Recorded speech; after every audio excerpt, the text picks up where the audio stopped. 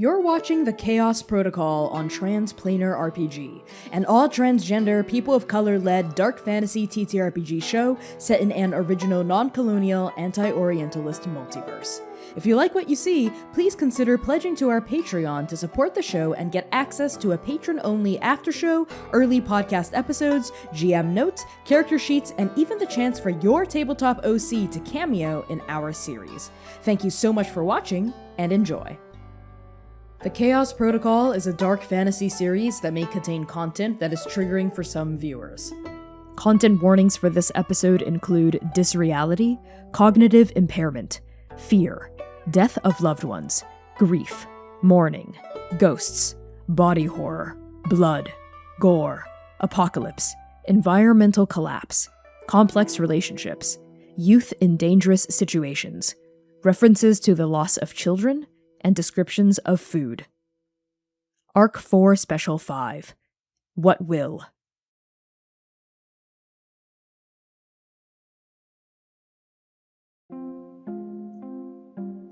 Fate has a presence that is radiant, sacred, glorious, and, despite her best efforts, lonely, suffering, grieving.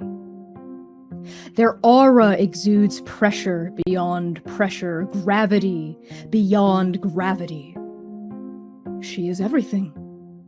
All ecstasies, all sorrows, all wounds and foibles, tragedies and triumphs. They are the towering legend of an eternally faithful hero. They are the seething venom of a cruel monster. They are the desperate struggle of a broken mortal.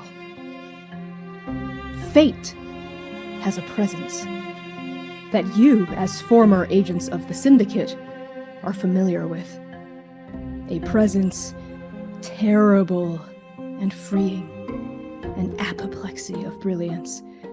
The infinite weaving of a tapestry in constant living motion. The presence of oblivion is nothing.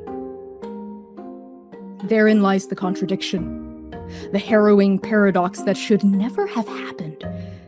Not now, not then, not when all of this began and when all of this will end, for in this moment, those whose futures did not slither backward through the throat of their pasts, who belong to a time yet unmauled by annihilation beget from mortal choice, whose stories have already happened and are supposed to keep happening. Azalis, Piera, Doxa, Dom. They see nothing. Not the undark halo that has swallowed the suns. Not the corona of void the size of a trillion lifetimes. Not the empty ocean, deeper than inertia and more limitless than space. They see not the circle, nor the wheel, nor the seed, nor the eye looming high above the lodestar, steading 8 inches or miles or light years away from the tops of your heads. And though their mortal limbs quiver, and their fulsome hearts pound, and sweat leaks from each shaking, shivering pore, their minds do not, cannot comprehend the para-ontological anomaly unfolding before their very eyes. Their bodies know that something is wrong. Their minds cannot grasp it. Their souls, which are also their futures, which are also their fates, are stuck in place until the choice is made. So when Azul, Piera, Doxa, and Dom look at this thing that should not be happening, at this wretched fucking heresy, they see nothing. Nothing at all. But Xainan. But Seir. You see nothing. She's here. How do you witness her arrival? Let's start with you, Seir.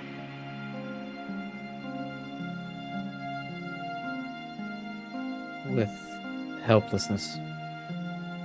The feeling of true futility before the void.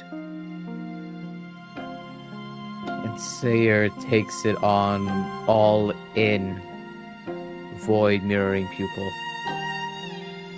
And all he can think about is the end, the emptiness, and that this is preceptual power that he is witnessing.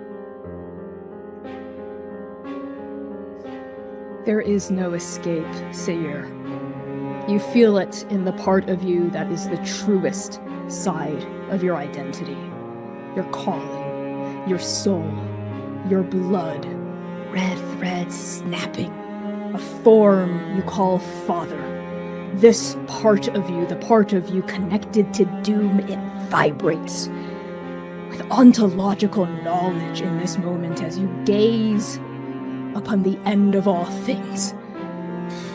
In this moment, it's become so clear to you, beyond a shadow of a doubt, that it is not fate the first, as you have been taught your entire life, but oblivion the first. And that nothing beats everything every time. Xainan, how do you witness her arrival?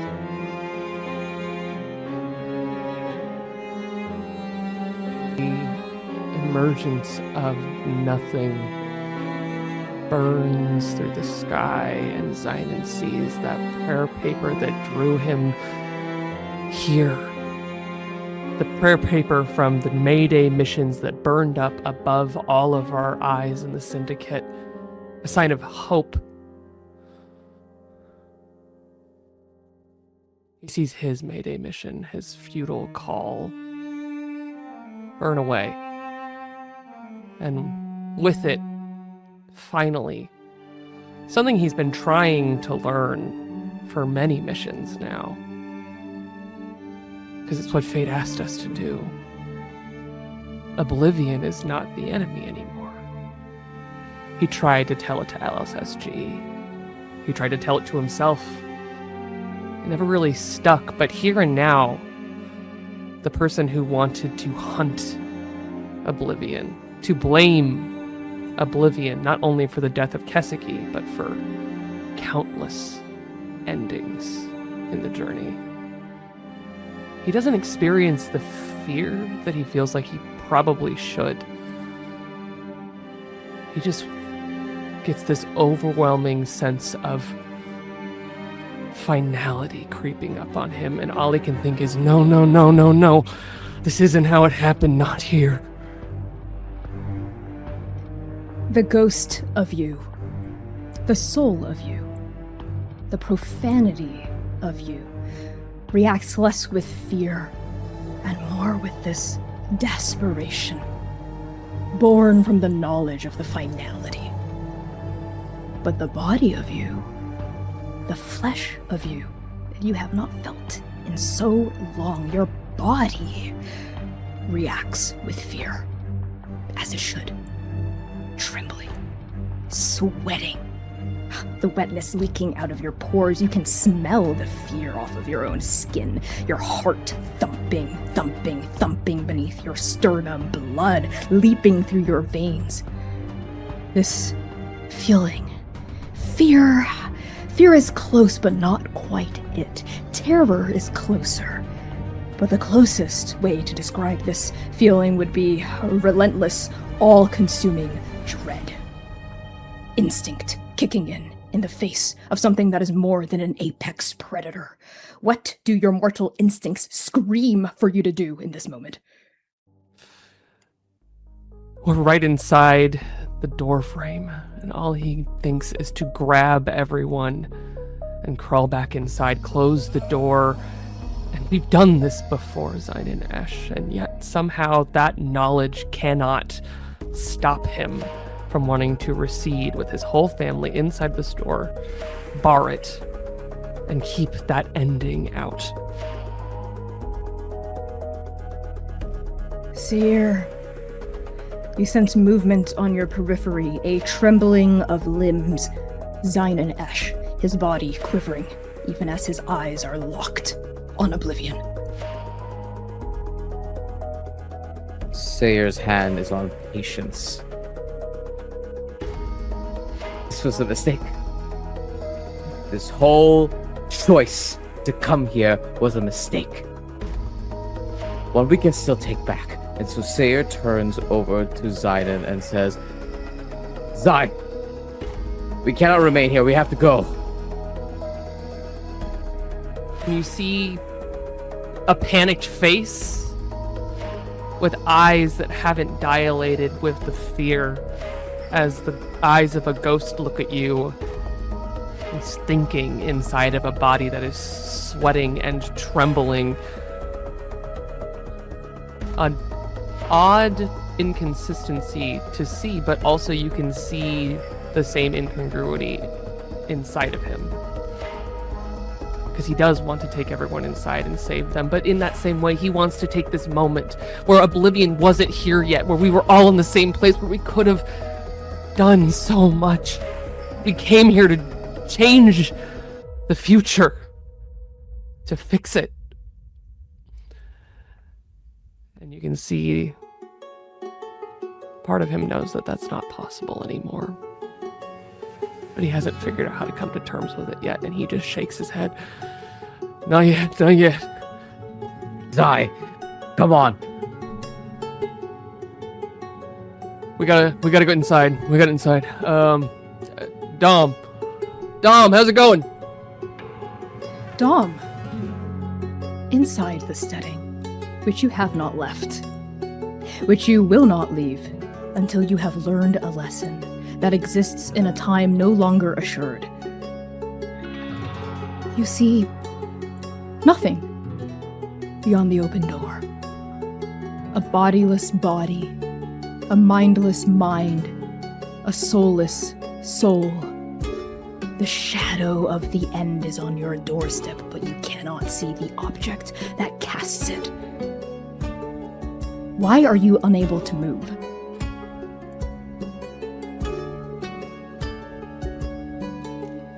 The answer to that is actually pretty simple. It's a feeling he's never felt before. It's a feeling that his older brother has told him before, the man who was much more inclined towards violence in the orderly way, the way his family expected. You get a sense for it, eventually. You get a sense for something coming, is what he was always told. And here, I think for the first time, Dom gets that feeling. There's the skin on the back of his neck crawls, the hairs on his arms stand up, and he knows. He doesn't know? There is something, nothing, something, not much, not a lot, quite a lot, very little. There aren't any words for it. There can't be words for it. It's a feeling. That's all it is. It's yours and not related at all to what's outside. What could be anything out there, but that feeling is how you respond. And that's where Dom is right now, just stuck in a feeling of, if I leave, if I move, something is going to see me and something is going to know that I am here. And I do not want that. But everyone he loves has already moved.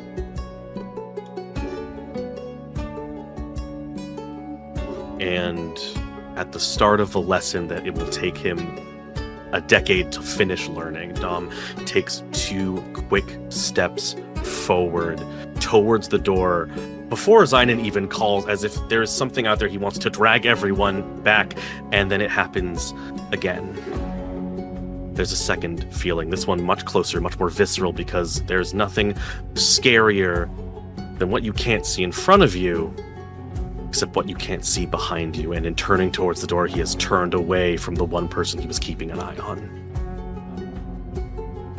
Lumièra, you are floating between a sanctuary and a tapestry. You are suspended in dust, in blood, in mist, in leaves. You are on the kitchen table of the Lodestar Steading, and something very bad is happening to your body in the wake of a pain no mortal god, hero, or monster should ever have to experience. What does Dom see as he remembers that you are there, as he looks down at your body?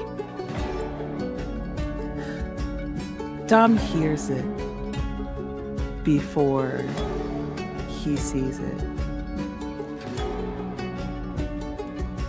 It's loud, it's gurgling, almost as if her body is trying to speak around endless pools of water. Her back is bowed almost unnaturally against the table. The sound that comes out of her mouth is inhuman, monstrous. It's the type of sound that reaches deep into your gut and pulls, shredding at the edges of your soul, because that is exactly what is happening to her. She starts thrashing as her chest expands and pulls, her limbs elongate. You start to see stardust? Gold? No, it's a mix. Golden ichor that glitters and glimmers in the light like stardust start to pour from every open orifice. Her eyes, her nose, her ears, her mouth. And she stretches and stretches. You start to hear bones crack, limbs twist and turn in ways that are so distinctively unnatural it makes your stomach clench. And she just continues to stretch and scream as just more golden ichor pours out of her orifices, spilling off onto the table, onto the floor, pooling around the table. Her entire body is covered in it. She thrashes through it. She is being split from soul to her corporeal form.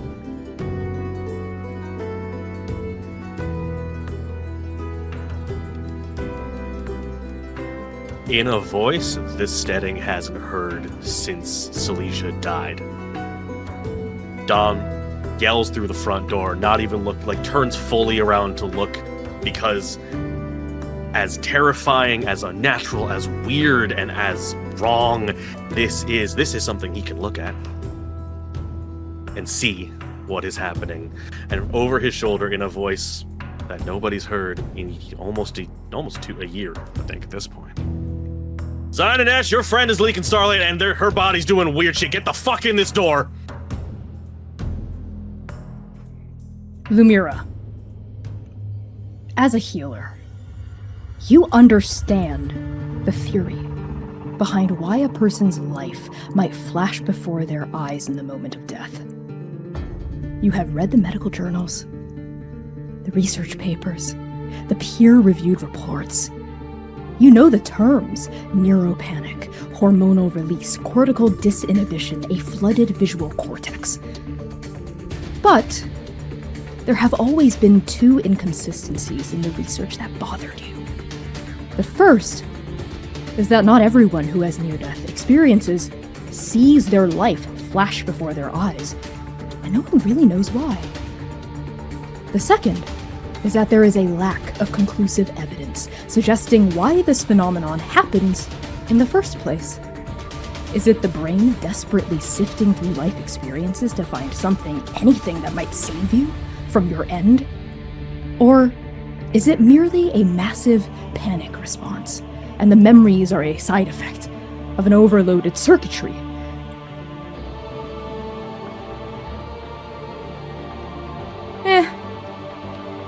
Whatever the answers are, I don't think you're ever gonna find out.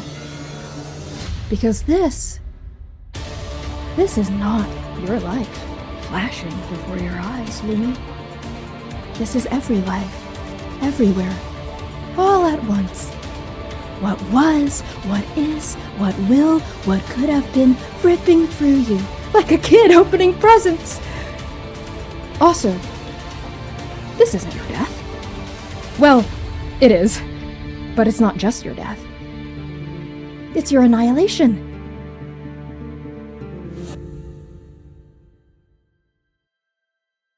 It is Hair 1, 406 AT, the first day of the first month of the year, and Sen's presence is everywhere.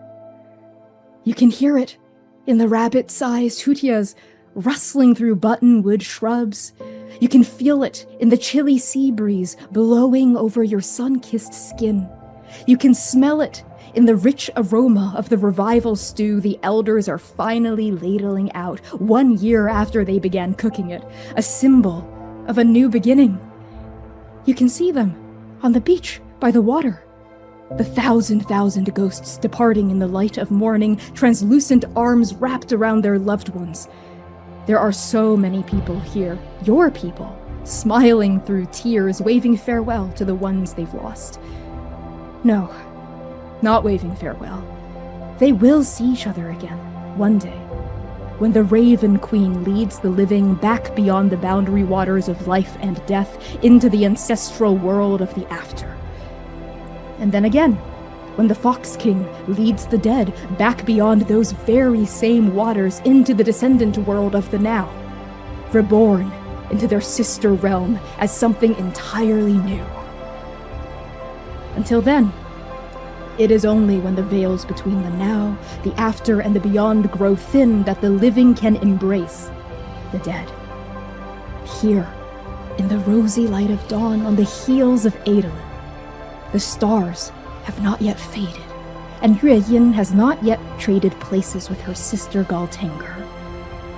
The moon, the silver moon, which you've always had an affinity for, is a sunlit seed in the sky. She is the only seed in the sky. There is no other. There never was. What could have been? Lucy. An office, lavish and grim, bloodied shrines with bloodied gods, a stone mural of an 8-headed beast, each more terrible than the last, grasping 16 deadly weapons in 16 deadly hands, fanning out behind the patron saint's head in a monstrous halo.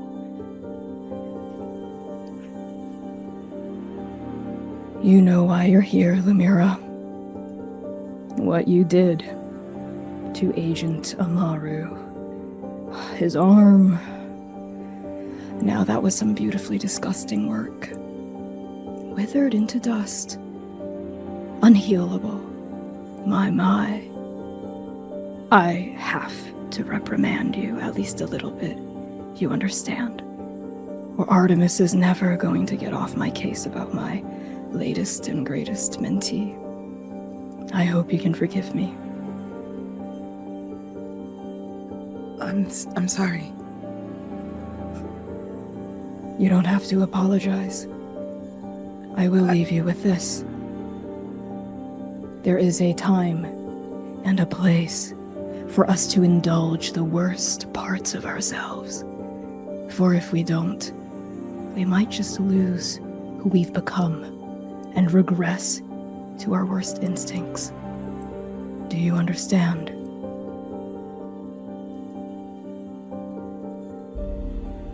Yeah.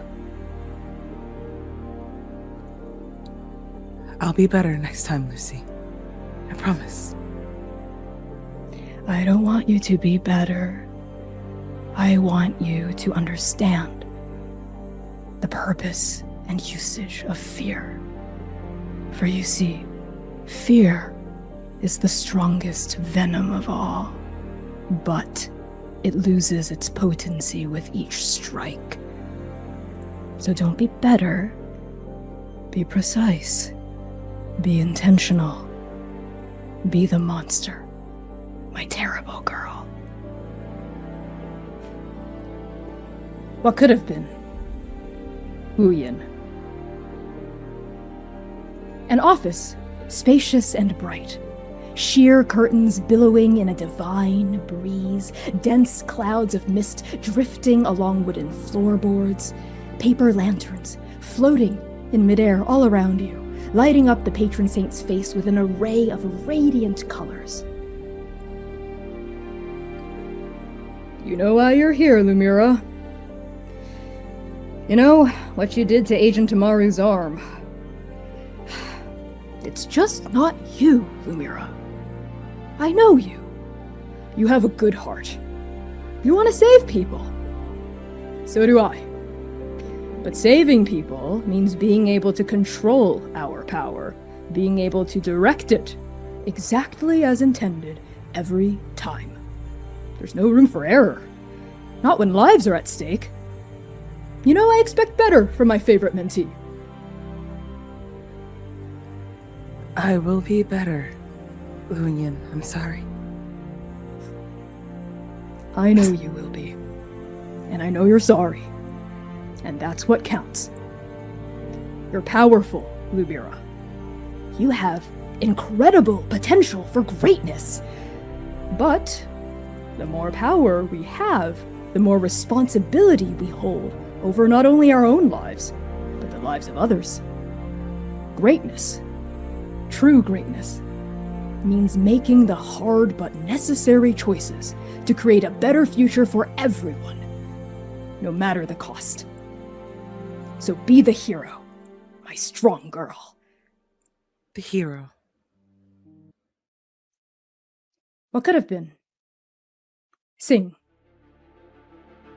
One of the 8,000 pieces of Eregnus, an oil-black blotch of pure hatred, lunges from the shadows as a razor-sharp lance and shoots toward Amergen's heart. And Sing, as always, is the first to act. She sprints forward and throws herself in front of Amergen. But it's too late. She's out of time. The lance goes through Amergen's heart. Her eyes widen, and the scion of soul, the heart of the wild sea, is dead before she hits the ground. What could have been? Sing.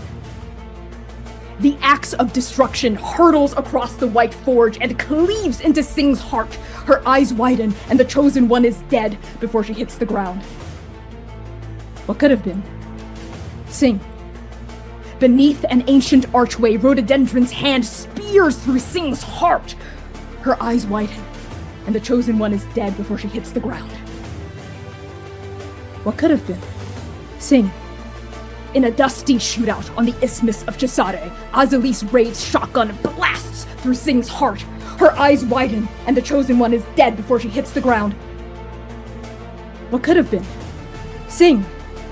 In the twisting corridors of a suffering paradox, the gleaming horns of her brother lance through Sing's heart. Her eyes widen, and the chosen one is dead before she hits the ground. What could have been? Sing. In the surging slipstream of a timeless liminal, the sharpened claws of space itself splice through Sing's heart. Her eyes widen, and the chosen one is dead before she hits the ground. What will? Sing. Sing is 12, and their brother is gone, and so is their best friend. At first, they thought it was a prank, but it has gone on too long to be a prank, and their brother and their best friend are not cruel like that. Sing is in their bedroom, weeping softly into their hands. The patron saint of mortals sits beside them, comforting them. I don't get it. Where did they go? Why aren't they here? But Artemis does not have an answer. All she does is look up. At you. This isn't how it happens. What will? Amaru Hendrix. Amaru Hendrix snarls in pain, clutching at the arm that the Queen of Hungry Ghosts just mauled. Cove, shield raised, shouts over her shoulder, "Amaru, you good?" "Yeah, I'm fine. I'll be okay." But then his heart convulses, his eyes widen, and he realizes, this damn thing has venom. Ash is beside him, instantly, hands glowing with harmonious sigils. There is a brief relief from the pain, but the healing symbols crack. The seething pain returns, and Ash's eyes widen in alarm. They try again, desperately, blood, sweat beading on their brow. But Amaru can sense it. Deep within his gut, he is a being of divinity, after all. He wields a calling of godhood, of angelic power, a calling that wards him from curse work and poisons of all kinds. For a venom to work at all against him, never mind this quickly, Amaru signs to Ash. "It can't be healed. It needs an antidote." And he adds, with his best attempt at a brave smirk, "Or I need to have not been clawed in the first place." As Ash scrambles to devise a cure, as Cove and Naeem hold their own against the Ghost Queen, Amaru can feel his body beginning to go cold, his mind fading, his soul drifting farther and farther away toward that black seed in the distance, now growing closer, and Ash is trying, but it's not enough. They need a power that they simply don't have. They need someone that they've never met, someone who has never existed at all. They need you. Amaru Hendrix dies. What will? Naeem.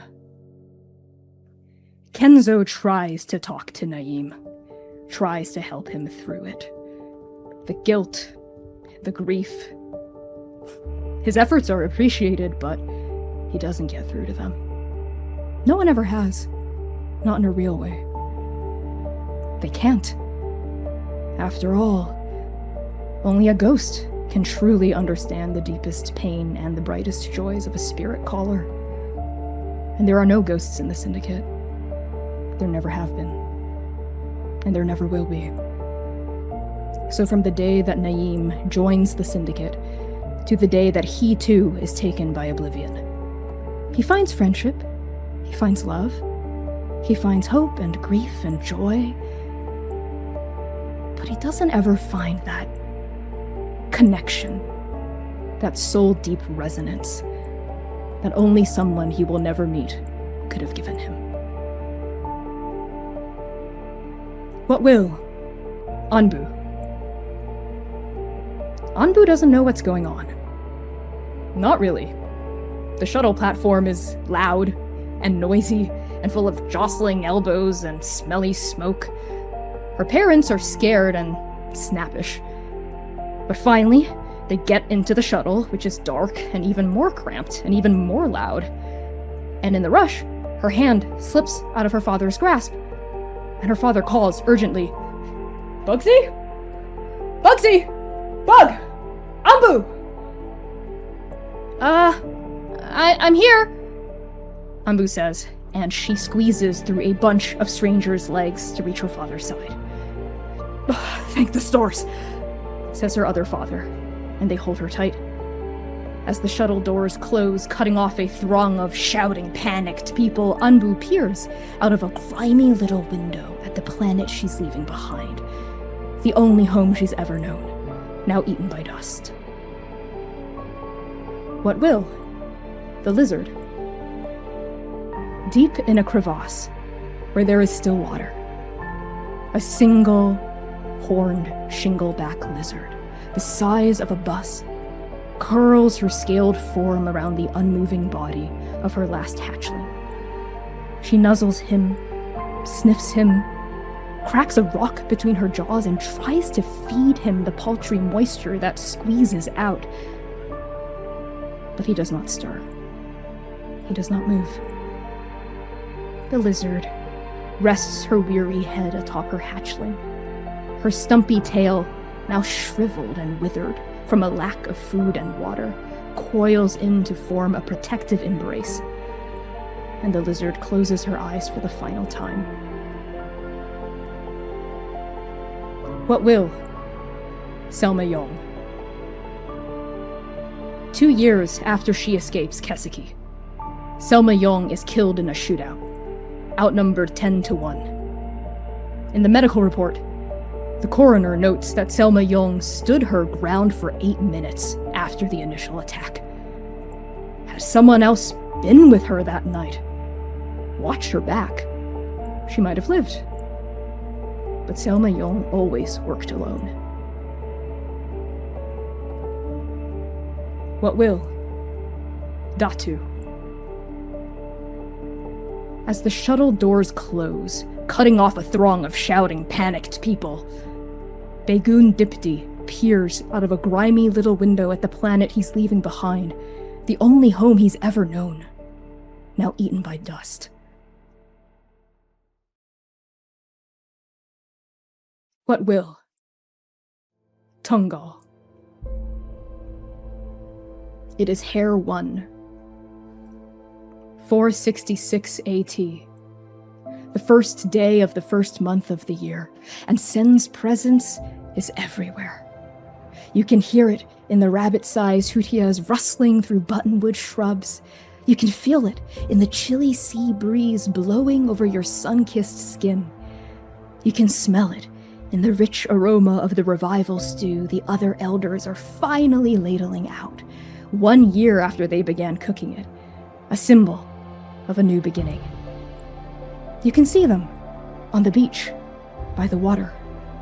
The thousand ghosts departing in the light of morning, translucent arms wrapped around their loved ones. There are so many people here. Your people, smiling through tears, greeting the loved ones they have lost. Your mother is smiling at you, and you can almost feel her hands against the sides of your face. And Ife says, I am so proud of you, Starlight. You've grown into such a strong woman, but you'll always be a little girl in my eyes.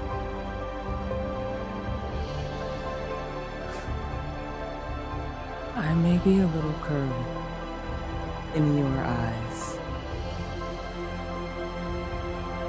but I am the chosen. That you are, Starlight. That you are.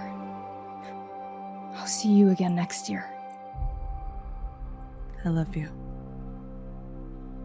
I love you too. And you can almost feel your mother's kiss on your forehead. And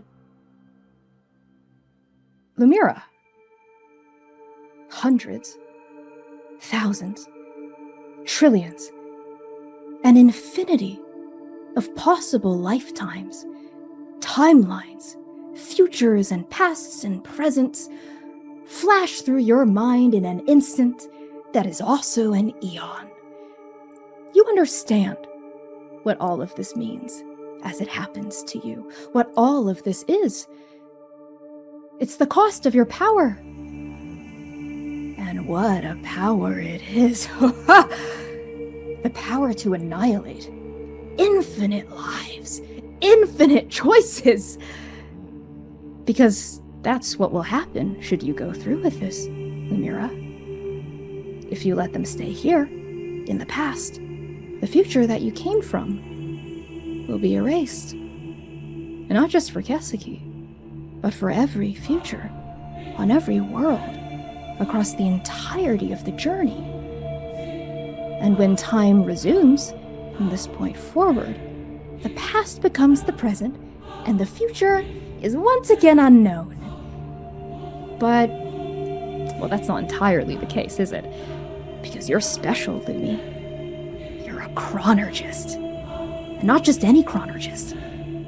You're the chronologist that did this! Those timelines flashing before your eyes right now. Some of those are possibilities, sure, but others are assurances. Glimpses into the future that will come to pass. Should you go through with this, of course. You know the rules. Your drifter taught them to you. Vaulting creates a paradox. Your future self destroys your past self. You don't fuse together. No. You don't displace your past self somewhere else. No, you annihilate them. They're gone, dead. You've killed them. And not just them. Everyone, everywhere, all at once. Oh, yes. And you'll die too. Of course. Because you contain the possibility for so many endings. You're a signal flare. And she's just answering the call. You know, the most impressive thing of all is that you chose to do this, even though you knew the costs. Because what he asked you? What else was I supposed to do? You could have made a different choice. I had no other choice. But you have free will. You're immortal. That's what you do. You choose. You've unbound yourself from fate's will, from the designs of the journey, from the syndicate. You have more free will than you've ever had. And all this power, all this death. What, because Xainan asked you to? Are you still okay with this? No. No? I've never been okay with it, but I've never seen him that desperate. Well, this is still a choice you made. This is still the outcome of your I power. don't need the reminder. Well, I'm just trying to help you out because it's happening right now. You want to stop this? Yes. Okay. Well, go ahead, try to stop it. You know I can't. You're not even gonna try? I would like to. Well, then do it. Tell me, how do you try? How do you try to reach out across everything, everywhere, all at once and stop the infinite wheel from turning and turning and turning until everything collapses into itself? How do you do it, Lumièra? I don't know. All right, I don't know. Well, you gotta try something. Because you're running out of time. I'm supposed to have lots of it. I'm supposed to have lots of it. You're supposed to have a lot of things. Supposed to. But it's not just supposed to, is it? It's never just been supposed to. It's also what you want to do. It's also what you choose to do. And right now, you're choosing to... What? I didn't choose this. Oh, but you did.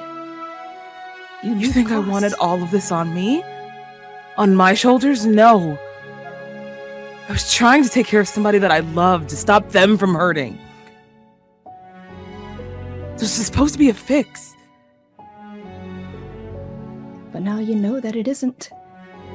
And now you know what the real consequences are. What the outcome will be, is assured to be if this keeps going, and we are continuing to run out of time. So regardless of how you feel about it, you should at least try to do something about it, right? Yeah. Something.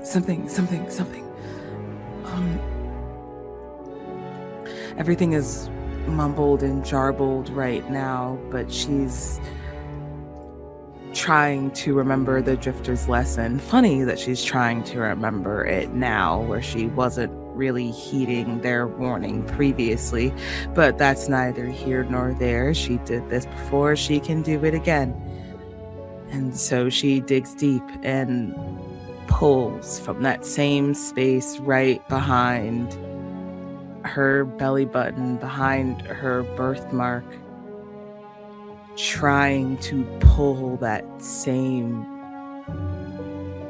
feeling, pull that same thread that has always come so naturally, so easily to her previously.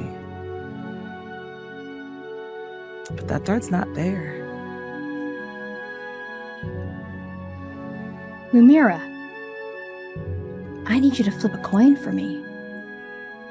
God damn it, Connie, I fucking asked you if I needed the fucking coin or not. Asked you if I needed something, and you said no. Seir's the only motherfucker who needs one. And now here I am looking stupid with egg on my face, having to dig through my damn bag and find my fucking coin.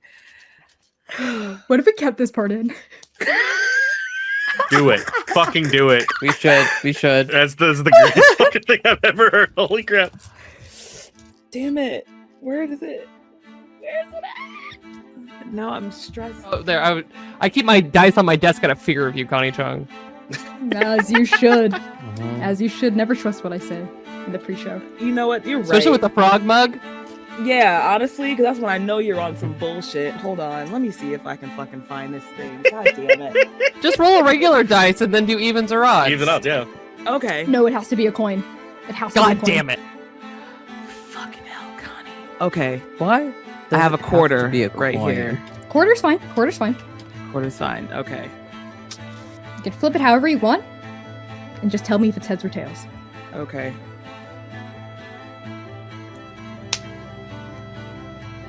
Heads. I hate you. Too little, too late. Xainan. The end is in front of you.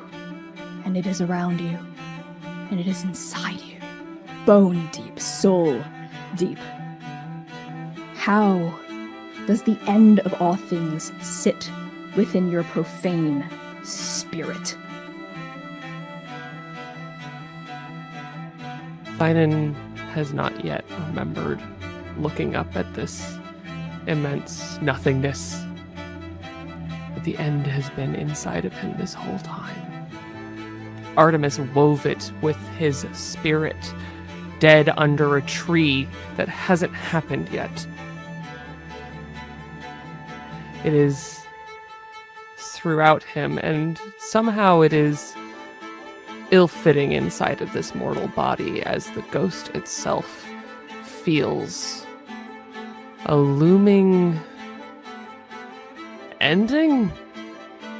But not like how Dom is experiencing an ending, the end that cannot be seen.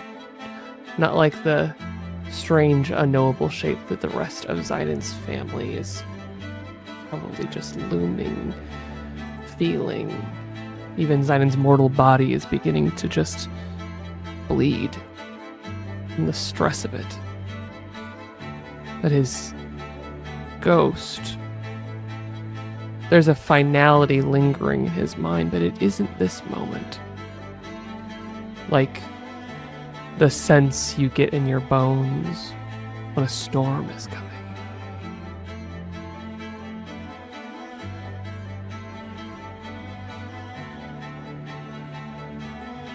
And then it rushes over him. Endings.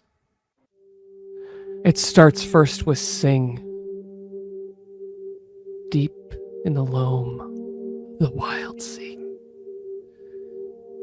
He saw a lance strike through her heart and an ending come for them.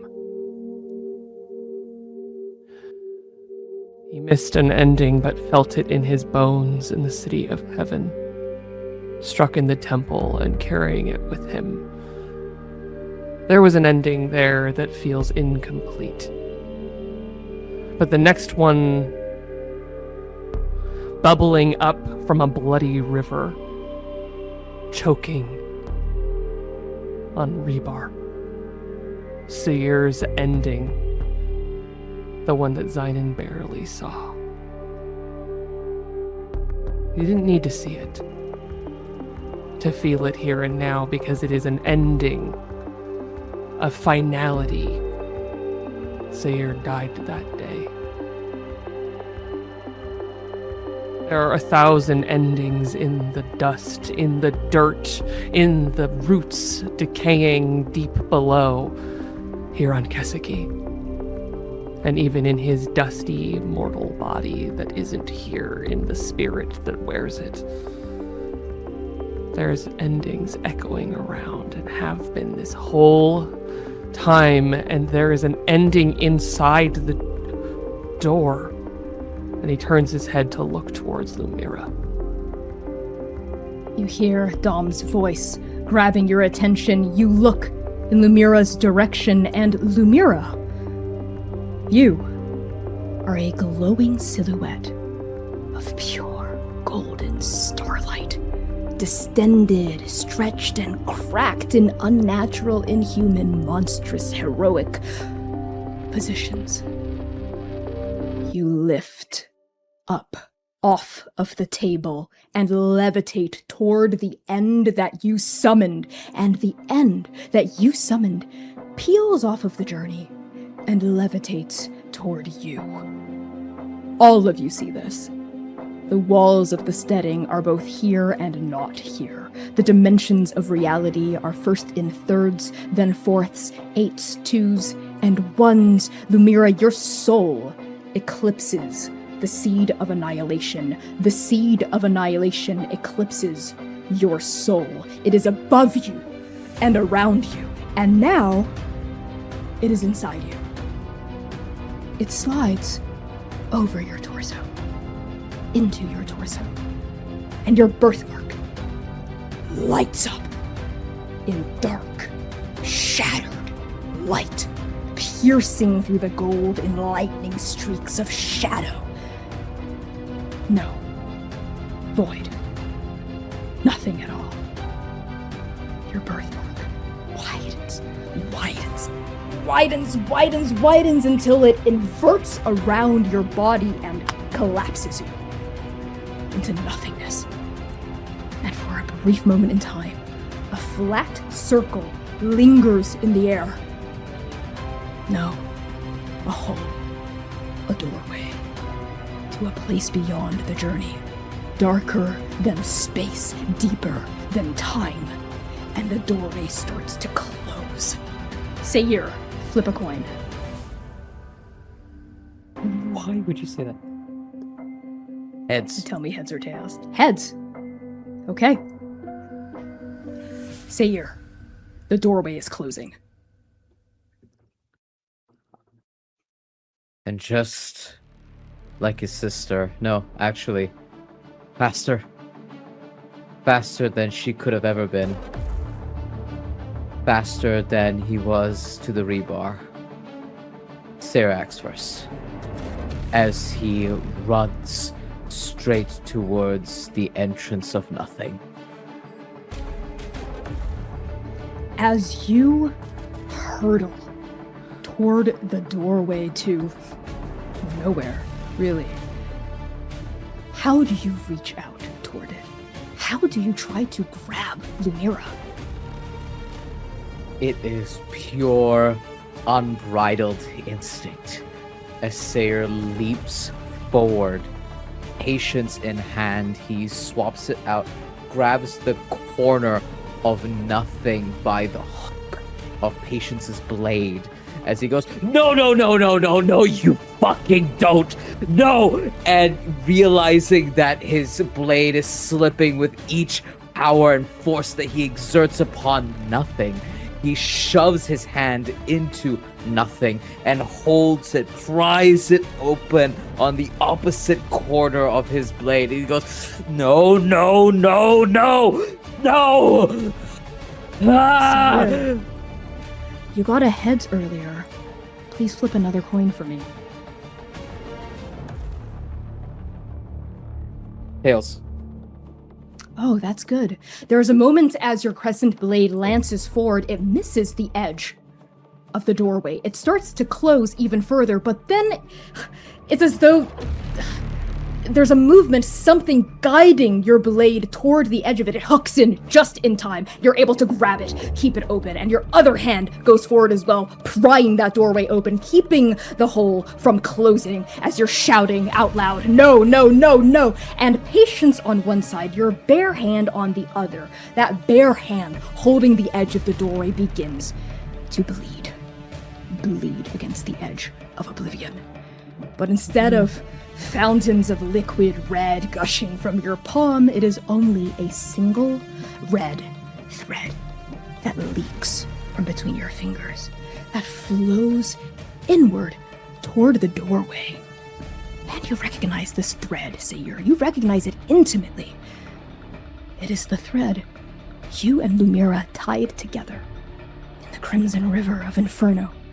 The thread that binds you to her, and her to you.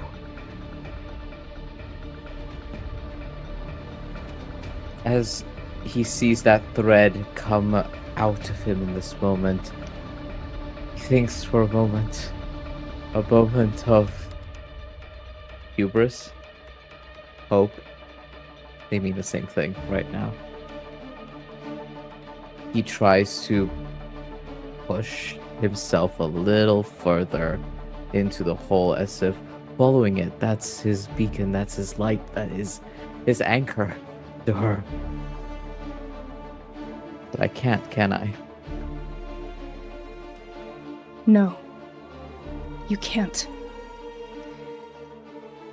For through the hole, you see her. Lumièra, you see her. Not just her face, not her starlit form. No, her body. Her mortal form, so far away, she's curled up in a fetal position. It's like she's in the distance, down the end of an endless tunnel. Or perhaps the bottom of a well. And you see her dark hair fanning outward in all directions around her, bleeding and blending into the nothingness. You really can't tell where Lumièra ends and the end begins. And with each passing moment, she's getting smaller and smaller and smaller, farther and farther away from you. And as you try your best to keep that gateway open, you feel it. A force locking horns with you, something ramming against your head, preventing you from going any further than you want to, than you need to. This force does not manifest in the physical realm. Dom, Azalis, Toxapira, they can't see this. Xainan and Esh can't see this. Only you can see this. Only you can perceive this. And face to face, antlers locked like stags in the heat of a battle. Doom. You cannot recognize the face beyond what you have already glimpsed of him in the past. You barely recognize the silhouette. You can't piece out any details, but you know that it's them. And when they speak to you, it is not with a mouth or with a voice that comes out of midair. No, it comes from the radio, crackling, static against your body. And you hear, "Let her go. There is nothing for you here." Shut up, shut up, shut up! The fear in his voice, Seir. The fear that's been there this whole time. It is reaching a fever pitch. And Doom repeats, "Let her go. There is nothing for you here." No, I will not let her go. Let me go, old man! Let her go. There is nothing for you here. And you feel it, Seir. The force behind the fear. Because yes, there is terror, there is dread. Preceptual dread. Preceptual fear.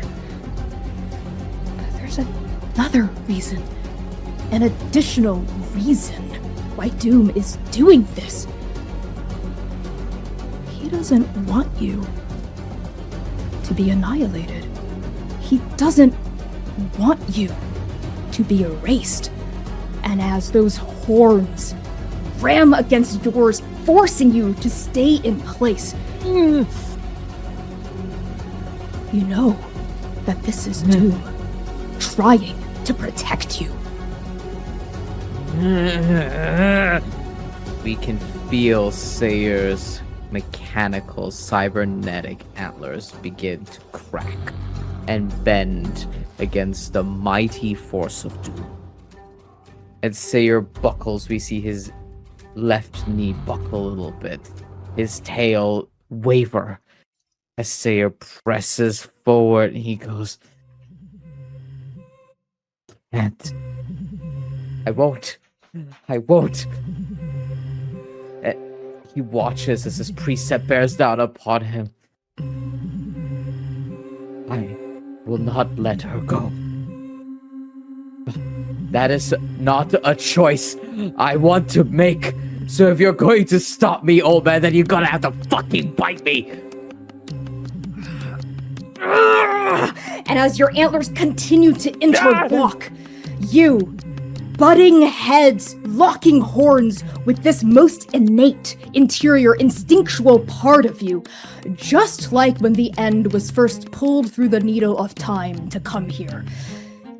You feel a bone-deep, soul-deep, instinctual resonance and understanding and alignment as that antler rams into yours.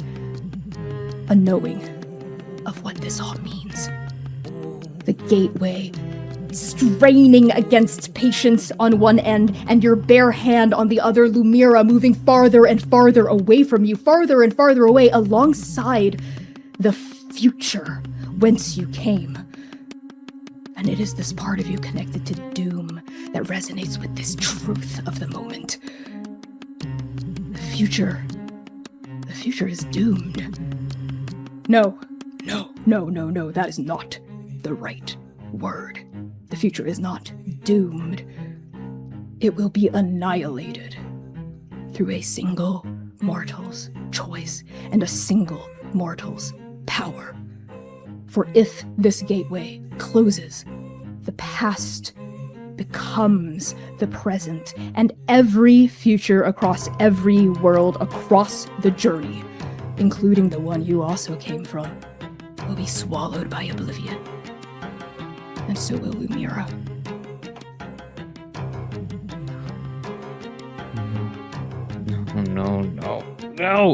No. And Seir presses further back against Doom in this moment. He tries with his mortal body to push back, to challenge his father, as he stares them down with those bright eyes, with only one focus in his mind. Choice.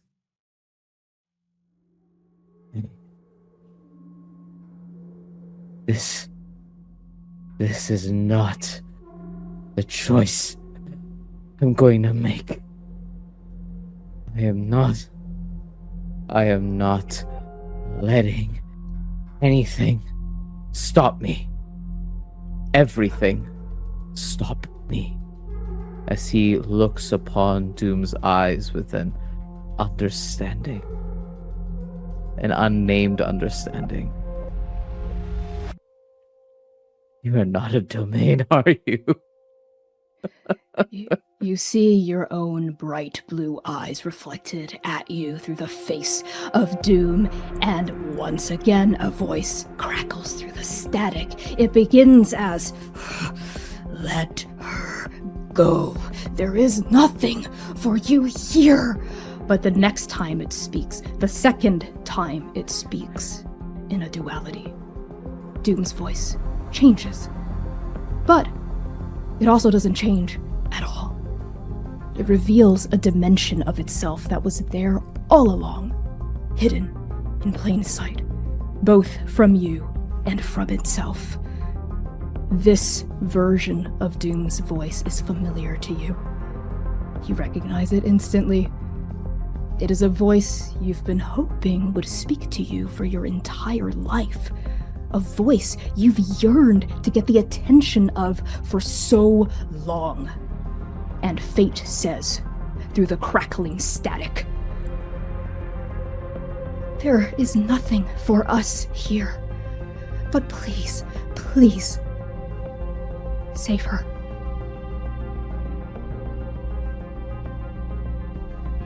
There's a moment in every book when you know the characters aren't paying attention to the story because they can't. They're in it, they're in the chapters, they're in the words. They can't see what's coming next. They don't have genre savvy. They don't have the awareness of what stories are. But that also means they never have to choose what you think. They never have to choose what you expect. And in that moment, face to face with God, Precept, Doom, Fate. Dom doesn't know these words. He never really ever will. That's not something he's ever meant to read. But he does know two things. He knows a conversation with a father who is disappointed, admonishing, different, doesn't understand the choices you want to make. And he understands the desperation of someone who has found something they want to cling to. And in another time, another place, in a year ago, a decade prior, there will be so many hands that reach out to him. And he's already taken one. He knows what that looks like. And from Seir's periphery off to the right, there's a hand that goes on the wrist and pushes forward, pulling, pushing, helping, and keeping that wrist locked. Don't let go. Because regardless of what Dom feels is an ending, a start, a stop, pause, no. Pushing the recording so that it ends. Regardless of how he feels, you have to try something, right? And he reaches forward, and it's driftwood. It's a stick in a river. It's a marker in a flood. And this grave marker that Dom helped repair, helped fix, brought in to fix later and paint when this weird day that couldn't get any weirder finally ended, shoves into the space right by a hole he can't see, into a nothing that's not there, into someone who's being pulled away, into someone who's already gone. It's not clear, it's not certain. There's a image of something happening and he can't quite wrap his head around it. But that grave marker slides into the space where something that makes up a journey is. He doesn't know it's touching, he doesn't know it's there. That's not space, it's not real, it's not there, but there's an interweave of a marker planted in what Dom will never know is the forehead of Doom. And Dom says, "Don't let go. You grab that and you hold the fuck on." And this man looks back at you. This young man who, in this moment of your intervention, pries his face away from his own father to look at you. And as you give him everything in this moment, he grabs onto the butt of that blood-stained grave marker. And we can feel and hear the cybernetic antlers bend further and further as he's buckling and buckling. And in this moment, Seir clasps onto the butt of that grave marker. And all he says to you is, "Yes, sir." And he grabs onto it using the tension against Doom's own antlers and pries that entrance open a little while longer. A stronger grip, greater than what his bare hands could have done for him. That's exactly correct, Seir. Because until this moment, this gateway, despite all of your strength, had been slowly creeping shut. Against the side of patience, yes, but especially against your bare hand, it slows at the same rate, closing, like a camera's eye about to wink. But then there's that piece of shrapnel, that grave marker that had been impaled through Lumièra's calf and is now still dripping with her blood. And in your hand, something happens to it as you hear the voice of fate. Your father? This double-layered voice, this piece of you that is also your calling. How does Sorna's grave marker transform? In this moment, Seir realizes multiple truths at once. The first is that he is the child of everything, in the truest sense. The second, his teacher had taught him the power to defy set choices, to make his own choice. She taught that to him first. Choose. And the final truth, that one is never complete without the other.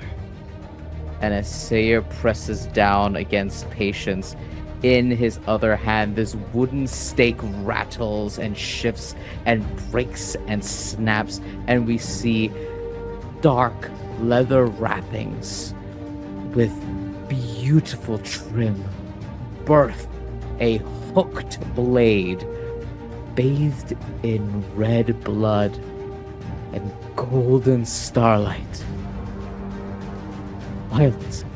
Violence emerges in his hands.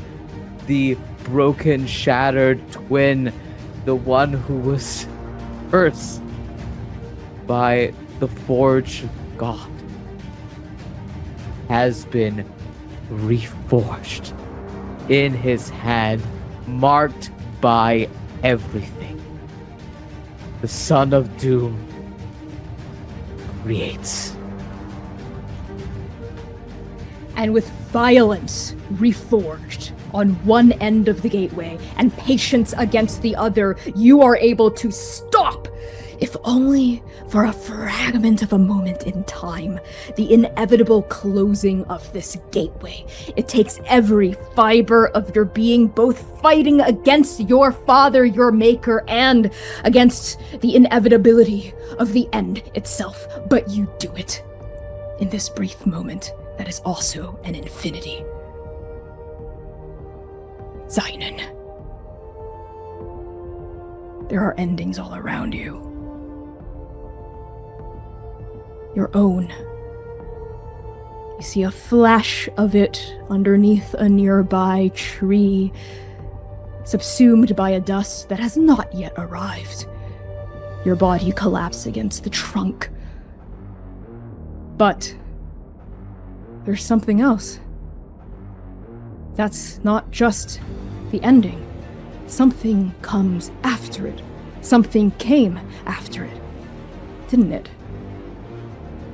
And this new beginning had been called Artemis, the patron saint of mortals, infusing you with profanity, with a strip of that ending that now looms in front of you, reviving you, bringing you anew.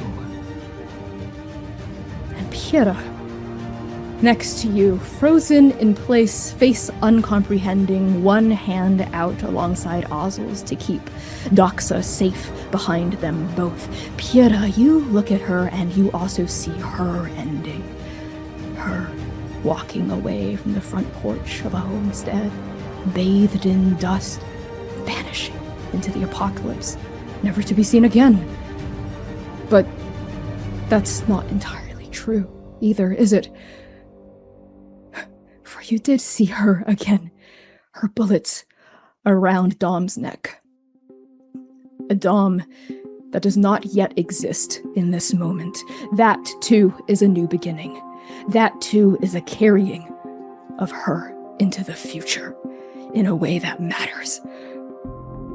Sing as well. You think of the lance through her heart, of the leaves burning around her, of her form crumpling to the ground. You remember what it felt like to drive the butt of your rifle against the remnants, the corpse of the thing that did it to her. But there was something else, too.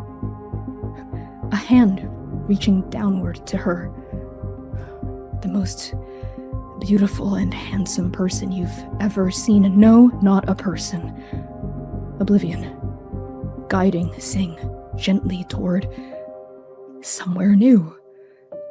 And Seir, too, being impaled in the gushing current of the red river of inferno. His own life gasping out of his body, his undeath being unmade. But there was a new life that came for him too, wasn't there? A new beginning as well. Lumièra. Her fangs sinking into his skin, weaving and threading their fates, their futures, their own choices together, reviving him. Not dissimilar to how Artemis had revived you. Lumièra! Her ending is right in front of you. You, as Seir does, see her at the end of that undark pool, that unbright gateway, the other side of that door. You see her curled up, hair fanning out, ending somewhere, and nothing beginning at the edges of it, too. This is her ending. But whether or not she has a new beginning, you feel it. That choice. The weight of it. It's yours, too.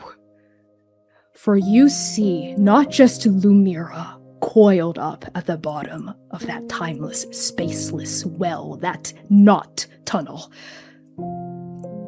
but the future that she carries with her. And you know if that gateway closes, it too will close the option on that future, and you and Seir will be stuck here in the past. Not as your past selves. No, you see Seir, he's grown. He's an adult. This is not the child Seir from 10 years ago, and though you are in your flesh body, you are not the Xainan from 10 years ago either. You are the Xainan from the future, from the present, stuck in the past. There is no other way that this can unfold. There is no other way that this can go. You see Seir straining. You see Lumièra waiting. You feel the weight of the endings around you, and you see the possibilities of the new beginnings. What do you do? When he finally sees Lumièra in starlight, stuck out, close by, up there and nowhere, and that feeling that washes over him, her ending. He came here looking for endings, and as he sees her,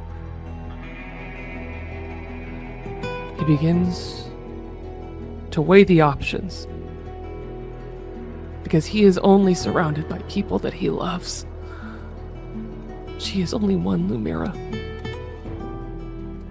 And as he does, he sees endings upon endings, and listen to them.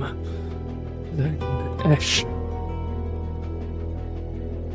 Endings come. This one has already happened. Listen.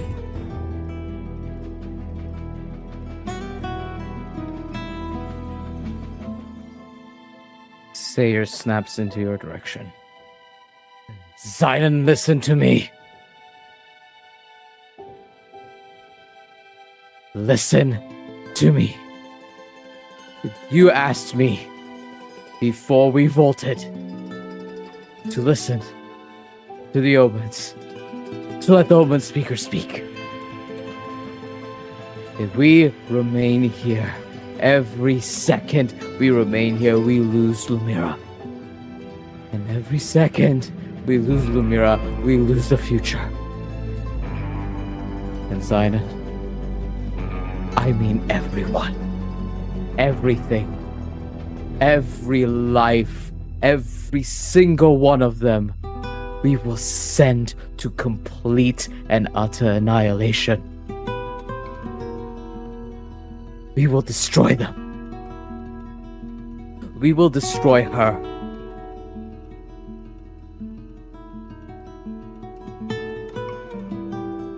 And maybe for the first time, as long as you've known him, Xainan Esh does what Seir asks for. And he listens. His eyes cut straight from that void that you are prying open with all of your strength. Impressive. Impossible. And they go straight into your blue eyes. And he hears every word. And he hears the ask, the impossible ask that he made of you. The terrible weight of it, because the weight of the words that you give him is impossibly heavy for him. He has to choose between two impossible things. He can still feel his family in the room next to him, uneasy, uncertain, and unable to wrap their existences around this particular shred in the journey. But also, you, Seir. You sweating so incredibly hard-working to make sure that Nova survives the day. Diligent, kind, and caring. A drawing that Xainan kept on his phone of all of us on the wild sea. A promise that he would listen. He didn't before, and here he is now. Finally. And with your words also, that thread that he can't even see that comes from you and ties straight to Lumièra, who is nowhere. She is also everything to him. And so are you. But so is Doxa, and Dom, and Azalis, and Pira, and Kesiki, and this place, this farm, this steading, the dust that hasn't even come yet. But you're telling him that one Lumièra, one very high impossible cost to save everyone in the garden in the future, for this plan, this idea that he had to go and save the shuttle before it was disassembled, that cost is not just one Lumièra. That it's Sing dying alone in the wild sea. That it's Ro and Tavash, maybe fighting each other to the death. That maybe it's all the Scions falling to ruin in the wild sea, and the city of heaven being inflicted with the devouring all over again. That it's Naeem being alone.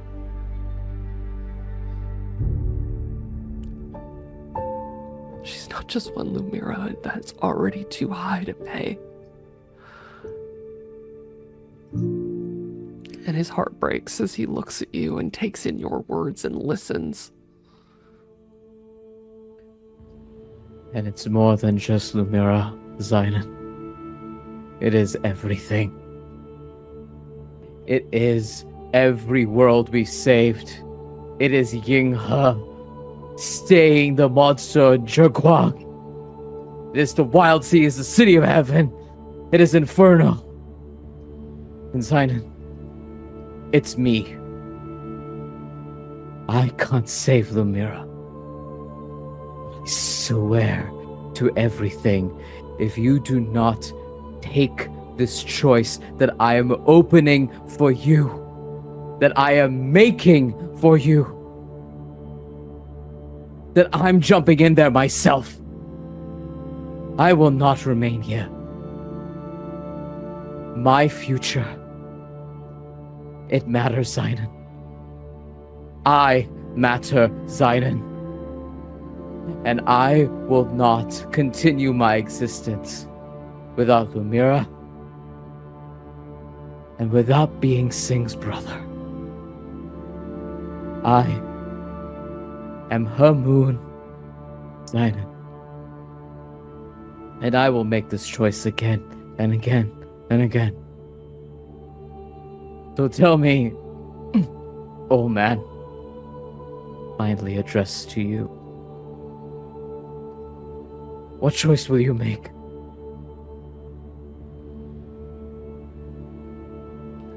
Xainan, you know, in your heart of hearts, that even if it was just Lumièra, even if that was the entirety of the cost, there is always the guarantee of incredible grief and incredible love, no matter the path you take in the journey.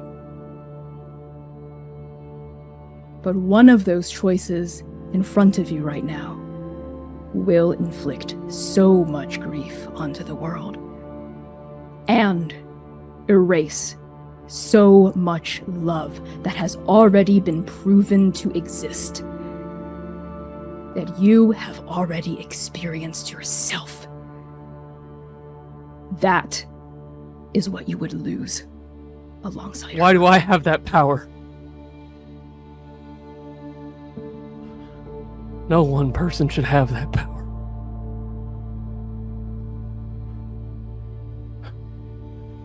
And he looks through the hole into nothing, into nowhere. He looks on the faces of Seir, his family. He blamed Oblivion for the death of Kaseki. And finally finding Oblivion and handing it over to fate would have felt like, well, he told himself it was fair. But the truth is, that's just what Oblivion is. And it wasn't even Oblivion that did it.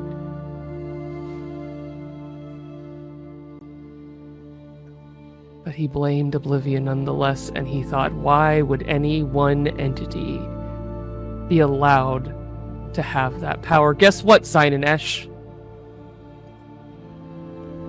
It's not just one Lumièra, and it is your choice to jump through that hole.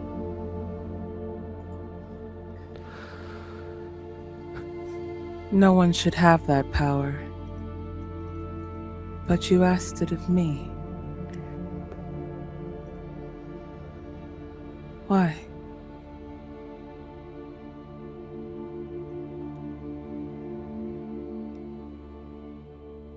Because I thought you can do anything.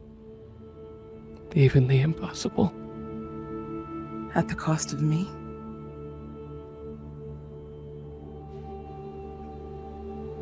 Of everything? She's right. It's not just the cost of Lumièra. It's the cost of everything. Because not even the precepts have this kind of power. Oblivion was called here by the impact of chronergy. And the precepts, you know this as a former agent of the Syndicate. It's in the handbook. You know that they are laws of reality. They are the governing architecture of the journey. And the journey... How many times have you heard fate say this? The journey was made to be experienced. Not in the past. The past is the journey that has already happened. The journey was made to be experienced in the future you continually create. The future we call the present. The one you weave together. So what will you weave, Xainan? What will you choose to create?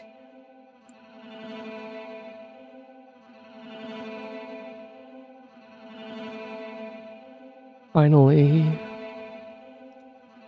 you see her. Xainan nods. A characteristically quiet acknowledgement.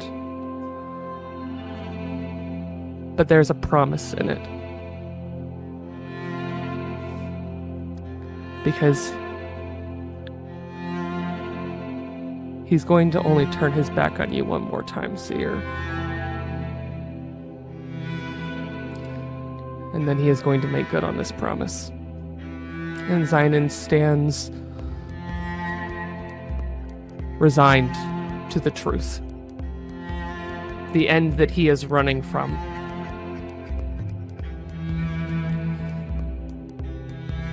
The end that he is running from has already happened. And as he sees Azalise's face, 2 eyes, the thing that he was missing earlier in the market was the scar across their missing eye. To have a conversation about the ending that already happened, of the grief that it ties them intrinsically together forever in the journey. And listen to them. Listen to what they want. And he sees Dom, ever the strong one, holding too much, even here, when everything was perfect, keeping us together because we're just a bunch of knuckleheads. And in the future, it's like the lack of cooking has a smell that is ever present and noxious. Sorry that you needed us knuckleheads. But that ending's already been written.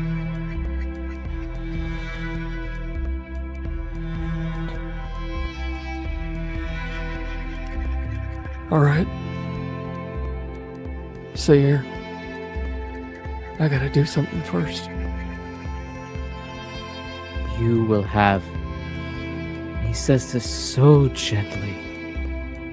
The same voice he gives Lumièra, Yinghe, Bug, Sing. It's love. So I think you maybe realize this truly now, Xainan. Seir has always loved you. Always. You will have as much time as my antlers can fucking withstand. Ain't that right, old man? As he turns back to do. Lumièra.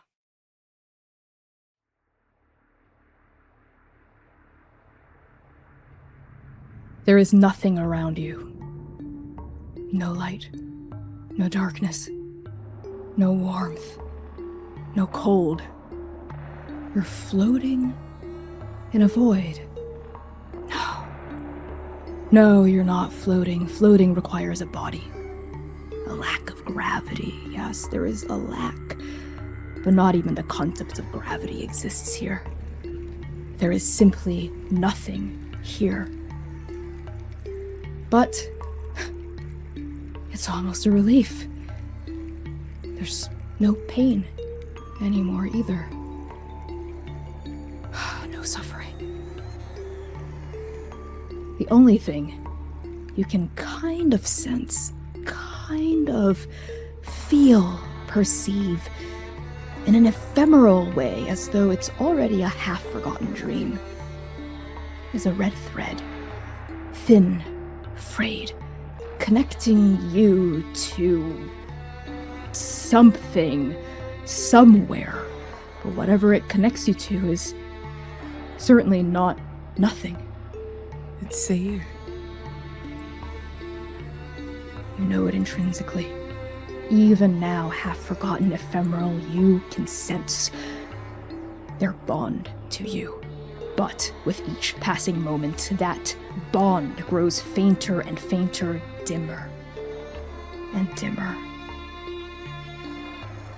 This is the end, Lumièra. You're dead.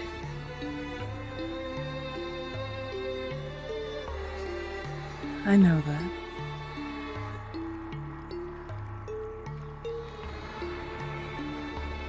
I feel that.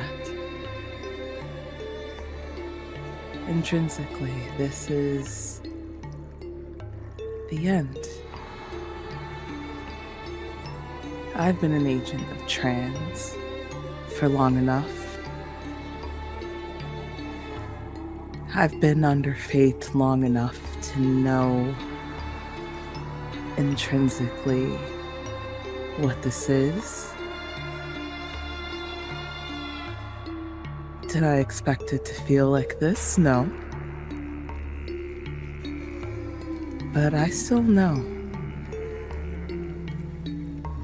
I've gone too far.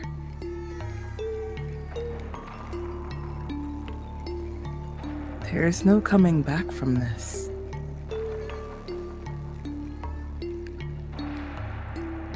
Oblivion and time have touched. And I'm the byproduct of that.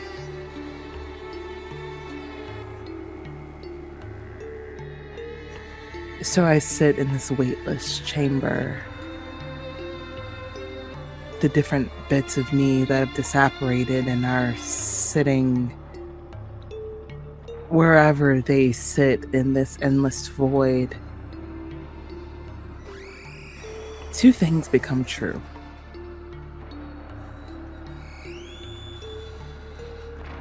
I'm realizing that my hubris may have gotten the best of me. May have is very liberal.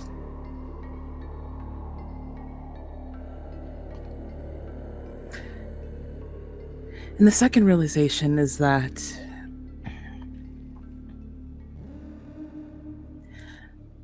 I have once again made the exact same mistake.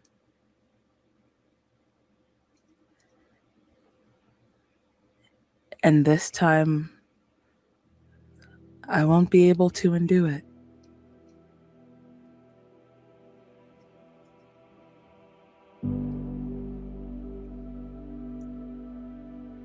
There is a voice.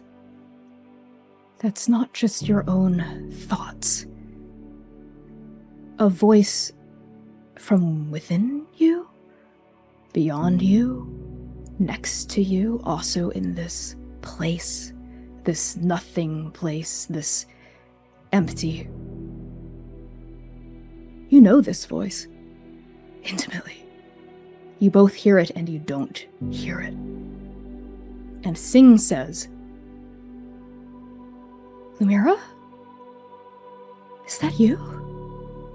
Sing. An image surfaces in your mind. A messy mane of white hair, a pair of antlers, flowing robes, and a face. Her face. You haven't seen in months, You still can't see it. Not really. Oh, the details in this not place are so fuzzy, but you do remember, conjure, witness now the eyes. Bright, vivid, pink, faded. It's really you. Oh, Oh, no. I don't want to have seen you here.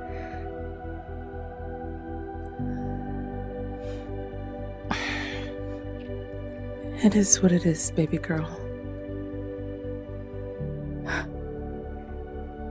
This isn't what I wanted for you. This isn't the ending I wanted for you. This isn't the ending I wanted for any of you. Not for me either. I want you to keep going, Lumièra. I want you to keep living. I want you to have a future. I want all of you to have a future.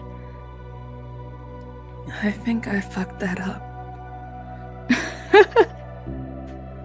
No, don't And laugh. that It's laugh. serious. You haven't heard that laugh in so long, but it's like you just heard it yesterday.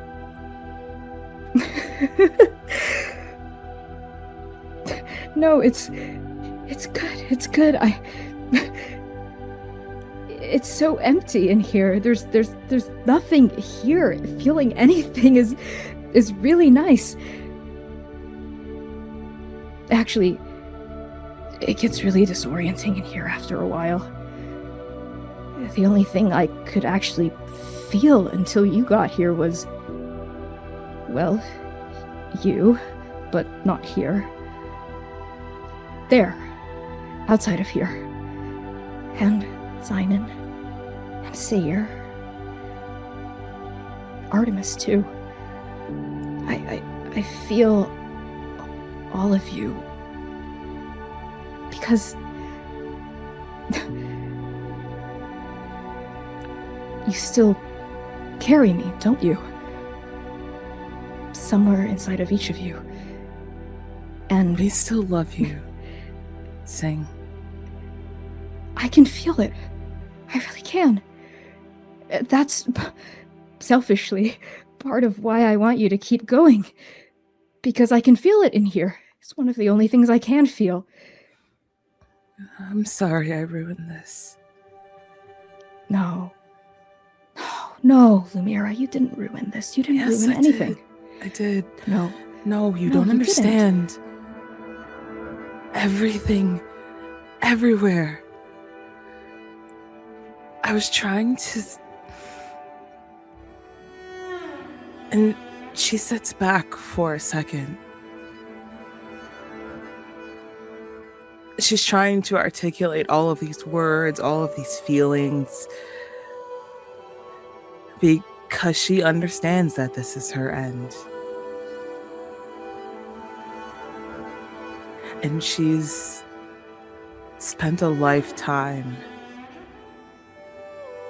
bottling things, compartmentalizing, holding things back because she thought she had time, because she thought that things would be best, because she thought she knew what was best.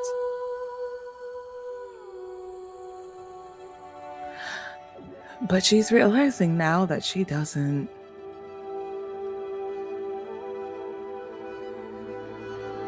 She held on to so much only for this to come of it. She loves Xainan with everything that she has. She wanted to fix this because she knew how much it meant to him. But she wasn't ready. And because she wasn't ready, this was the outcome.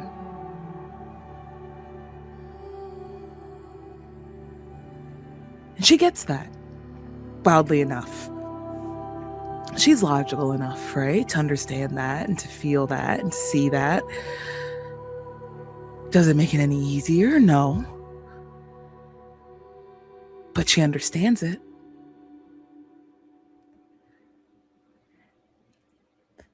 And for the first time, she can ever remotely even feel like being in this space and nothing with Sing. It's the freest she's ever felt.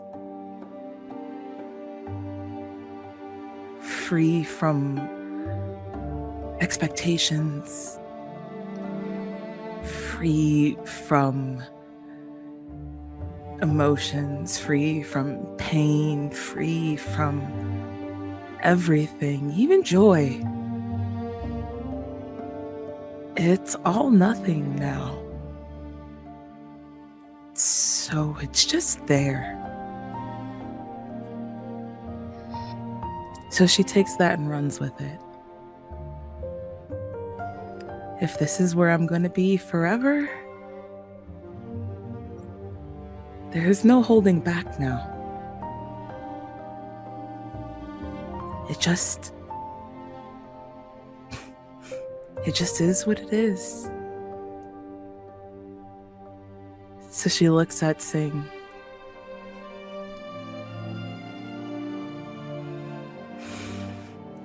I thought my power could fix everything. I couldn't fix losing you, but maybe I could fix something else. She looks down at her hands. Her memory filling in the spaces of her corporeal form that is not physically there in the space itself.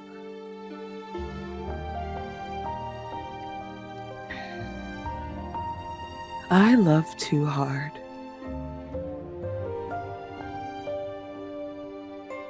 I loved you with everything that I had in me, and it broke me. I loved Xainan, and it ended me.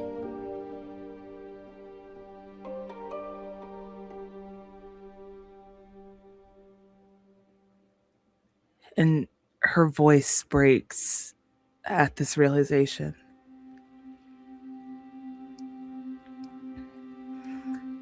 I love Seir. Truly. Deeply. And I came here without ever saying anything. Just like you.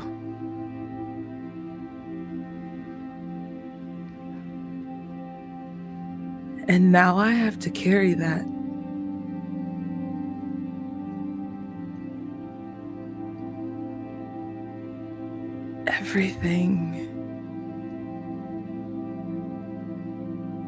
Everything ends with me. What we know, what we love, all of it.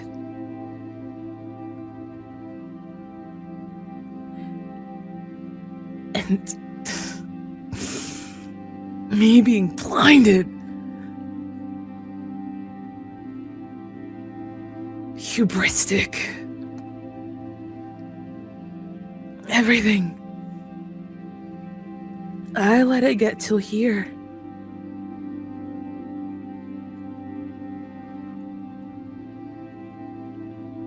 I lost the two people that I love the most in this world. And I let it happen.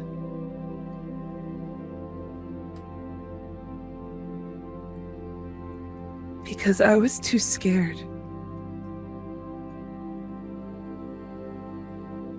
Scared to hold you, to hold them. Scared to carry something that I thought was too much. Scared to carry something that I thought no one else could bear.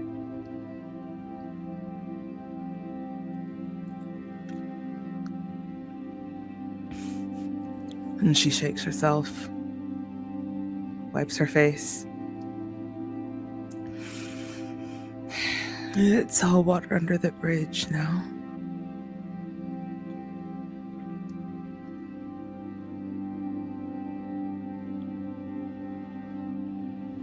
everything.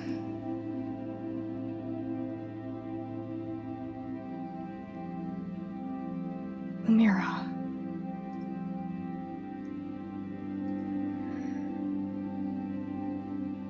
There was so much I wish I could have done, too. So many things I wish I had the chance to say.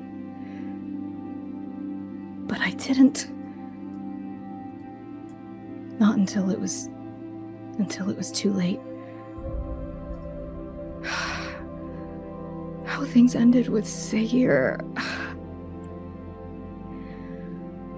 and Xainan. He told me about her, about Doxa, and with you. The best time to say I love you is now. The second best time is never. I love you. I love you too.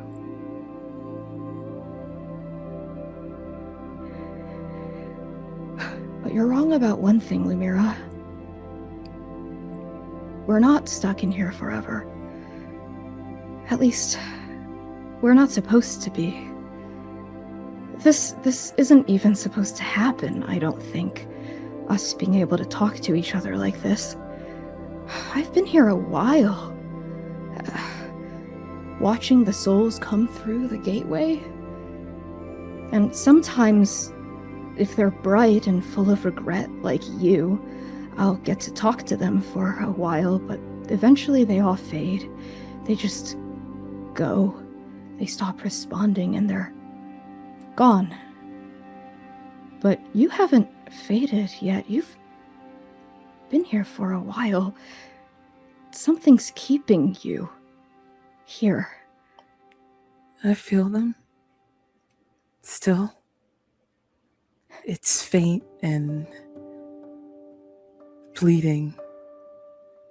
Every second I'm here, I feel it getting dimmer. I saved Seir. And I don't know what happened. But I was bound. And he saved me. I know. I saw it. I felt it. I saved him too. I think that's what that is. I feel him, but not really. He's so stubborn. He won't let go, because I know that's just how he is. Yes, that is how he is. I miss him so much. He misses you too. We all do. I can feel it. Every I time. hope you do. I'm the same way here, Lumi. I'm stuck on something. I don't know what exactly. When I died, Shepard took my hand. She took me to the door. The same one you fell through. But was on the other side. What? Told me to wait here, so I've been waiting here. Wait, what? I Who don't told think... you?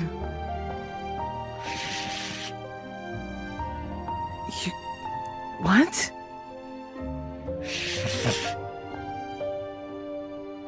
They told me to wait here. Sing, baby, I can't. I don't think I could leave here even if I wanted to. Lumièra, wait, there's something behind you. What? I think it's him. Xainan.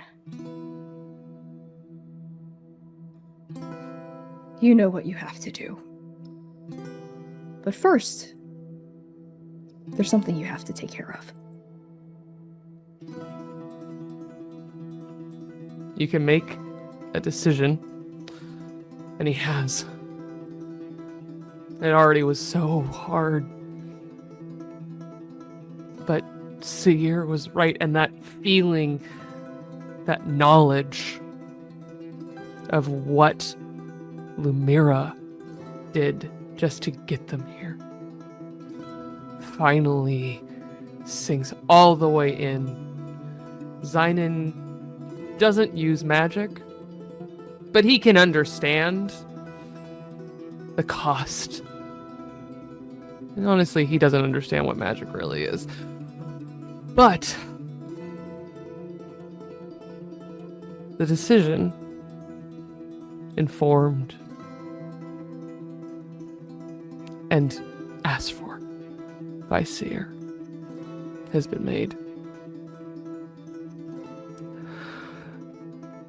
The weight of actually enacting it is a different story entirely. And first he looks to Azal and Dom. And he wants to say the perfect thing, but that thing doesn't exist yet. That's for later. And he just walks to Azal, takes them in from head to toe, their handsome face. Perfect memory that he's dreamt of 1,000 times. And to Dom, the worry line's already creasing his face from all of this. I gotta do something. He puts a hand on both of them and is already turning to Pyrrha. But that softness that he had for the future of Azal and Dom does not exist because Pyrrha isn't where we're going. And he sees her fiery beauty.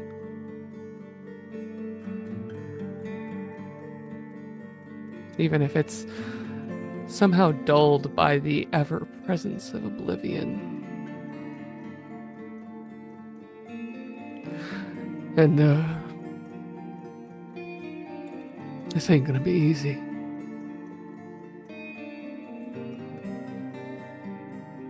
And he looks to Pyrrha and finally squares up to her.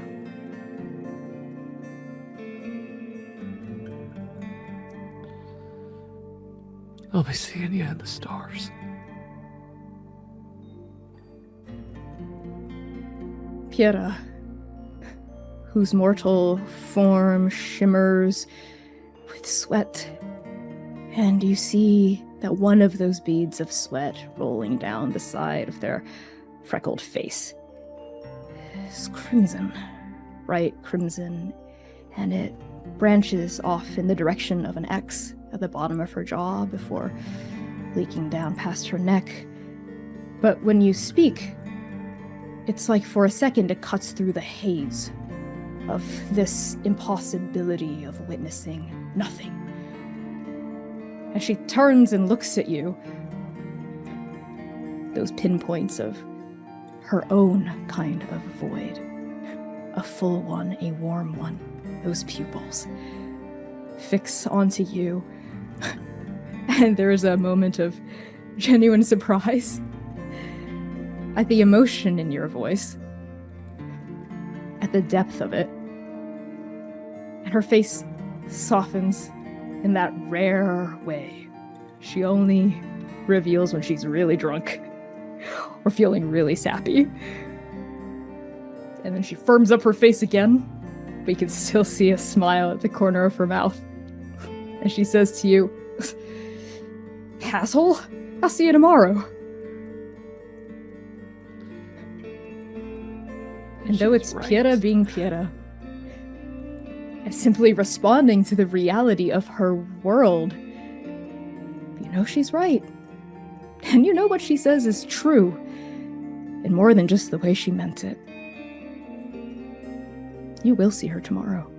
You carry her with you always.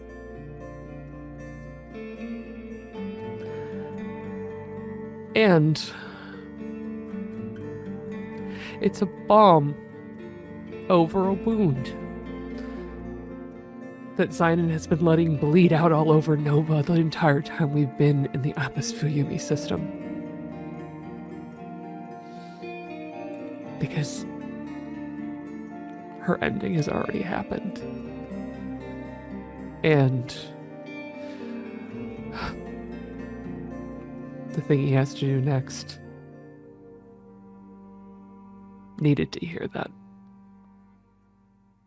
Because that ending hasn't happened yet for her. It won't for a little while. The dust will still come to Keseki. Not just because of this choice, even if we had made a different one and shattered the future. Xainan's hope to come back here was never going to save Keseki. Not really.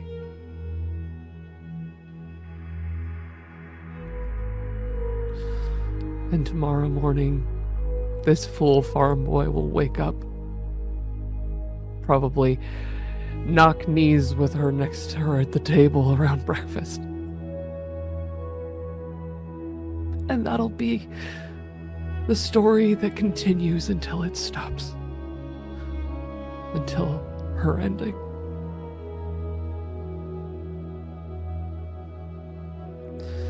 I love you, Lightning.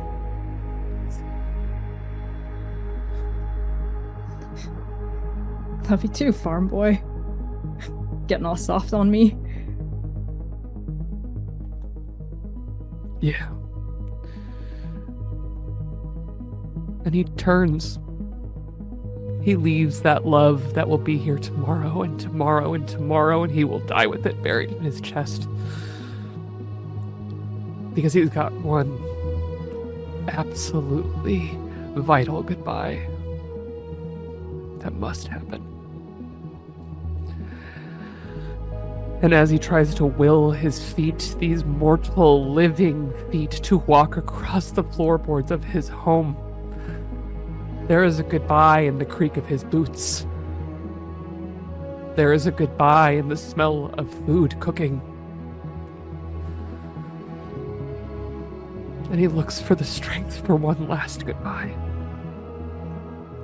And he sees, neatly stacked, in all of the things that she had removed from the dining table when Lumièra came crashing in with Seir, Doxa had set aside some of the seeds from the harvest.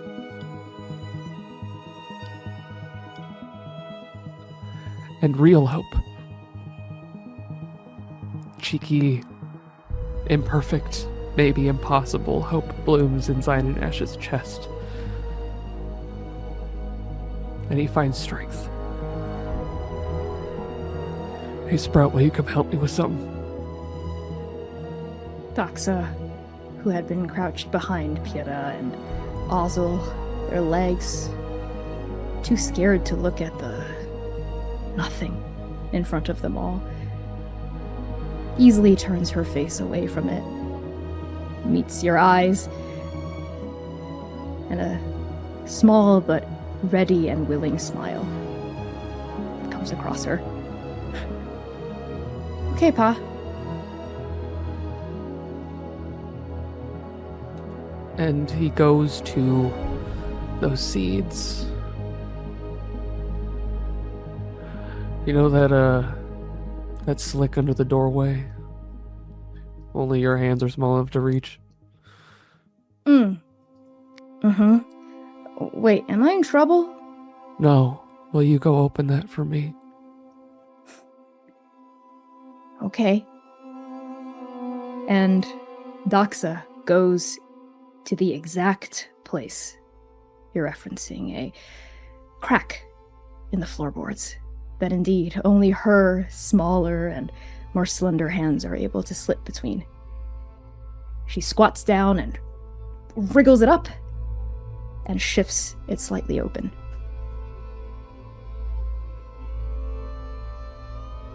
And he hands Doxa his sprout. This bag of seeds. Will you tuck this in there for me? For later?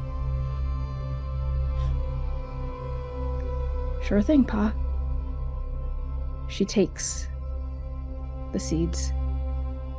You can hear them rustling against the small pouch, the satchel, and she very carefully, very studiously, and seriously slips it between that crack, makes sure it's somewhere safe that a critter couldn't get to, and slides the floorboard back into place. And Xainan crouches down the same way he did not long ago, to look her straight in the eyes.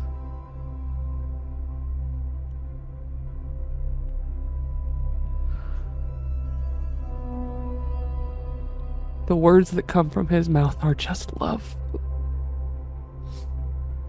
Love that does not end here. Love that only she needs to hear. And that he needs to say to her. But it is not the goodbye that Xainan Esh needs to say for his future self.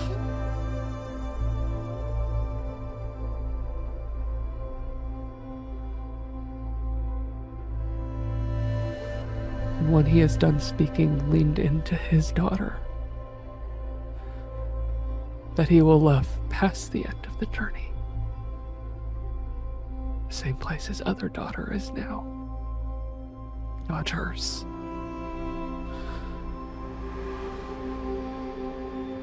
Xainan's ghost inhabiting his mortal body stands up, wills itself out of a mortal man that he has been possessing since we arrived here in this time, because his ghost, like all ghosts, knows the way to oblivion. And as he rises, his body stays crouched, holding his daughter's hand, because he will see her tomorrow. And he turns to his family, his new family, the one whose story hasn't ended yet. And he'll be damned if he lets it.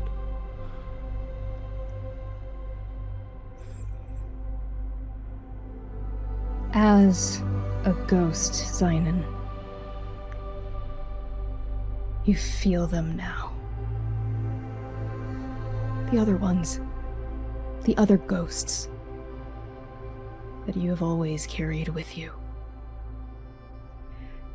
And as this spirit self steps out of your mortal form,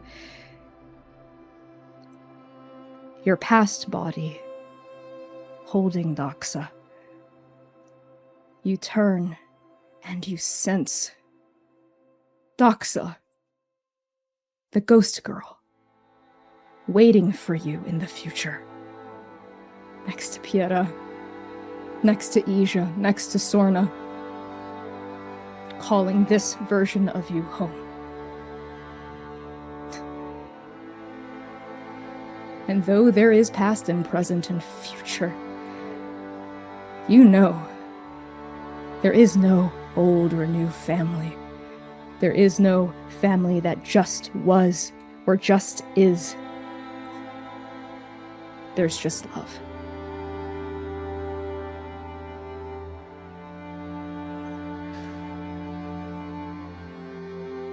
Xainan turns to space Seir. A shadow next to him. No, a void. But there ought to be a shadow next to him. There will be again. And on the face of this ghost, Seir, there is gratitude. Etched in every place of it, because you are showing strength beyond strength. And love beyond love, not only for Lumièra, but for Xainan. in all of his flawed choices, in all of his grief and heartbreak.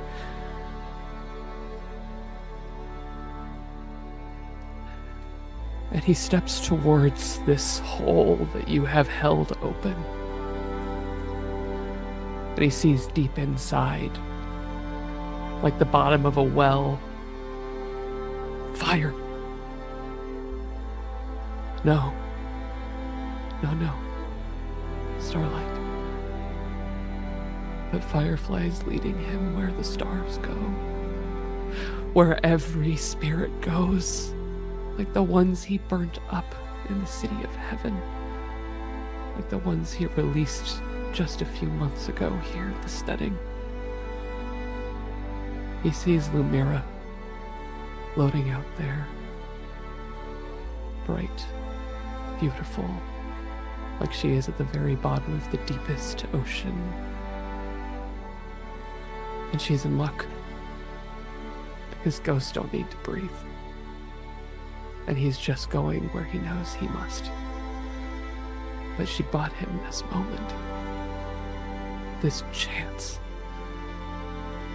Because even though his ghost walks away, his mortal hands can still feel his daughter in his hands. He got to smell Dom's cooking. Really, his cooking. Hear his family bickering over nothing, the smell of raptors' nuts whose oil's still on his mortal hands. He got to walk in the shoes of the man that he wanted to be again for over a decade. But now it's time to turn his head and look to the future. But he will never forget this, Lumièra. Not ever. Not just because of the cost that you were willing to pay. Because this too is love. And as he steps purposefully, not feeling the creak of the floorboards anymore, because ghosts don't weigh anything except they weigh so much. Heavy. Sad. No. Grief-stricken.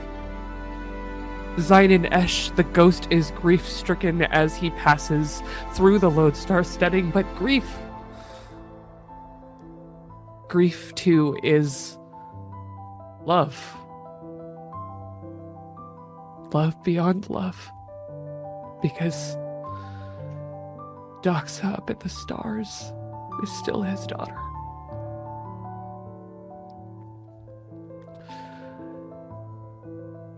And Seir, you watch a ghost pass through a doorway.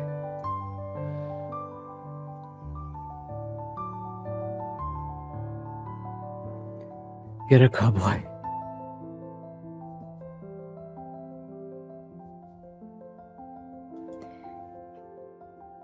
And Xainan, you cross the threshold. You enter the empty. You step from past to present to future.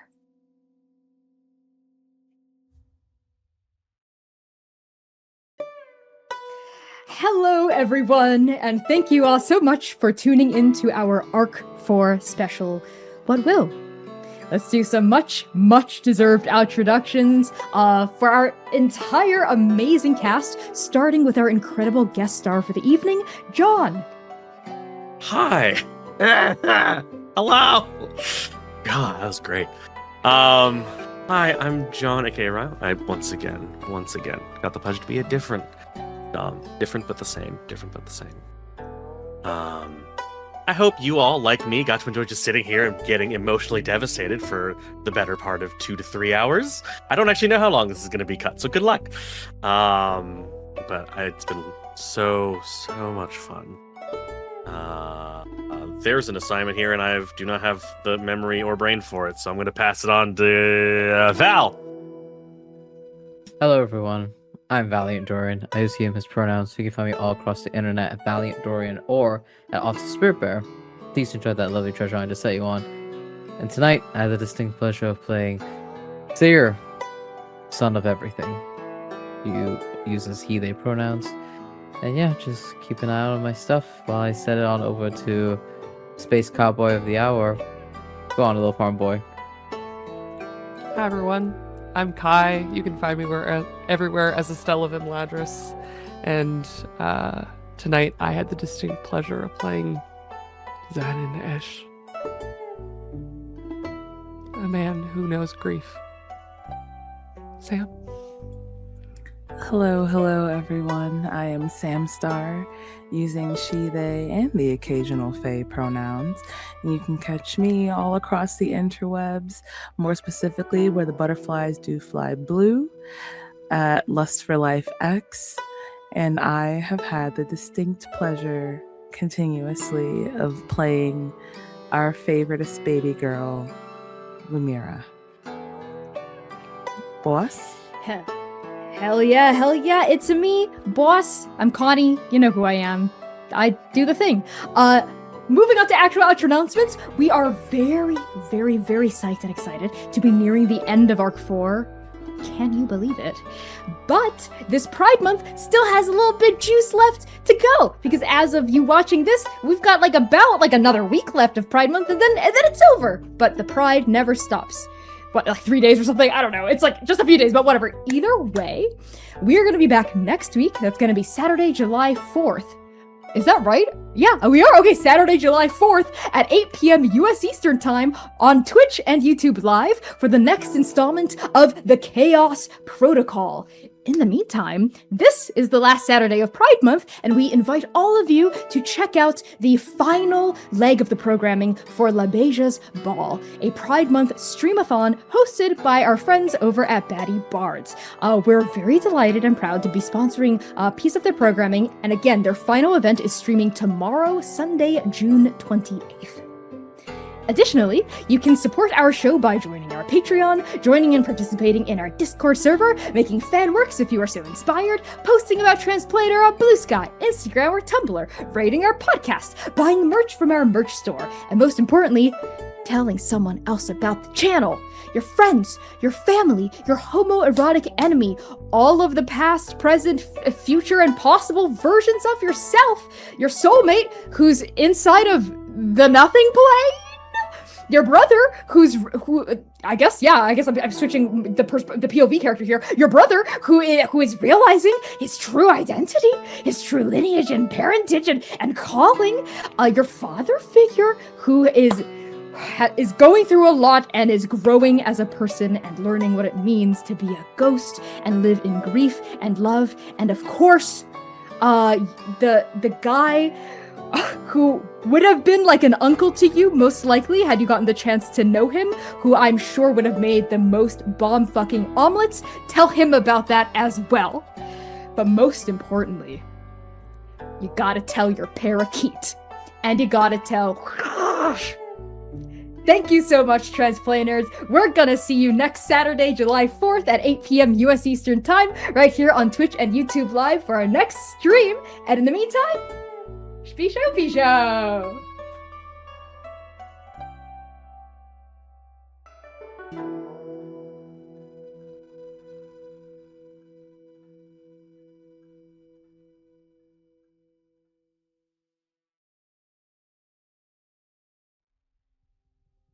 Today is an odd day for the Lodestar Steading. There was the matter of the strangers, of course, a couple of folks who showed up needing help, so you helped them. And then there was the matter of Xainan and Ozzel rushing home on their raptors a bit earlier than expected from the city, and then a scuffle of some kind, maybe a fight, whatever it was. The house is a damn mess now, and that's what matters. At least, that's what matters the most to Piera, who is grumbling as she's sweeping up the living room, rather half-heartedly, clutching the broom like a deadly weapon, and shouting at the general space around her. I keep telling you, we gotta stop drinking before these damn job planning meetings.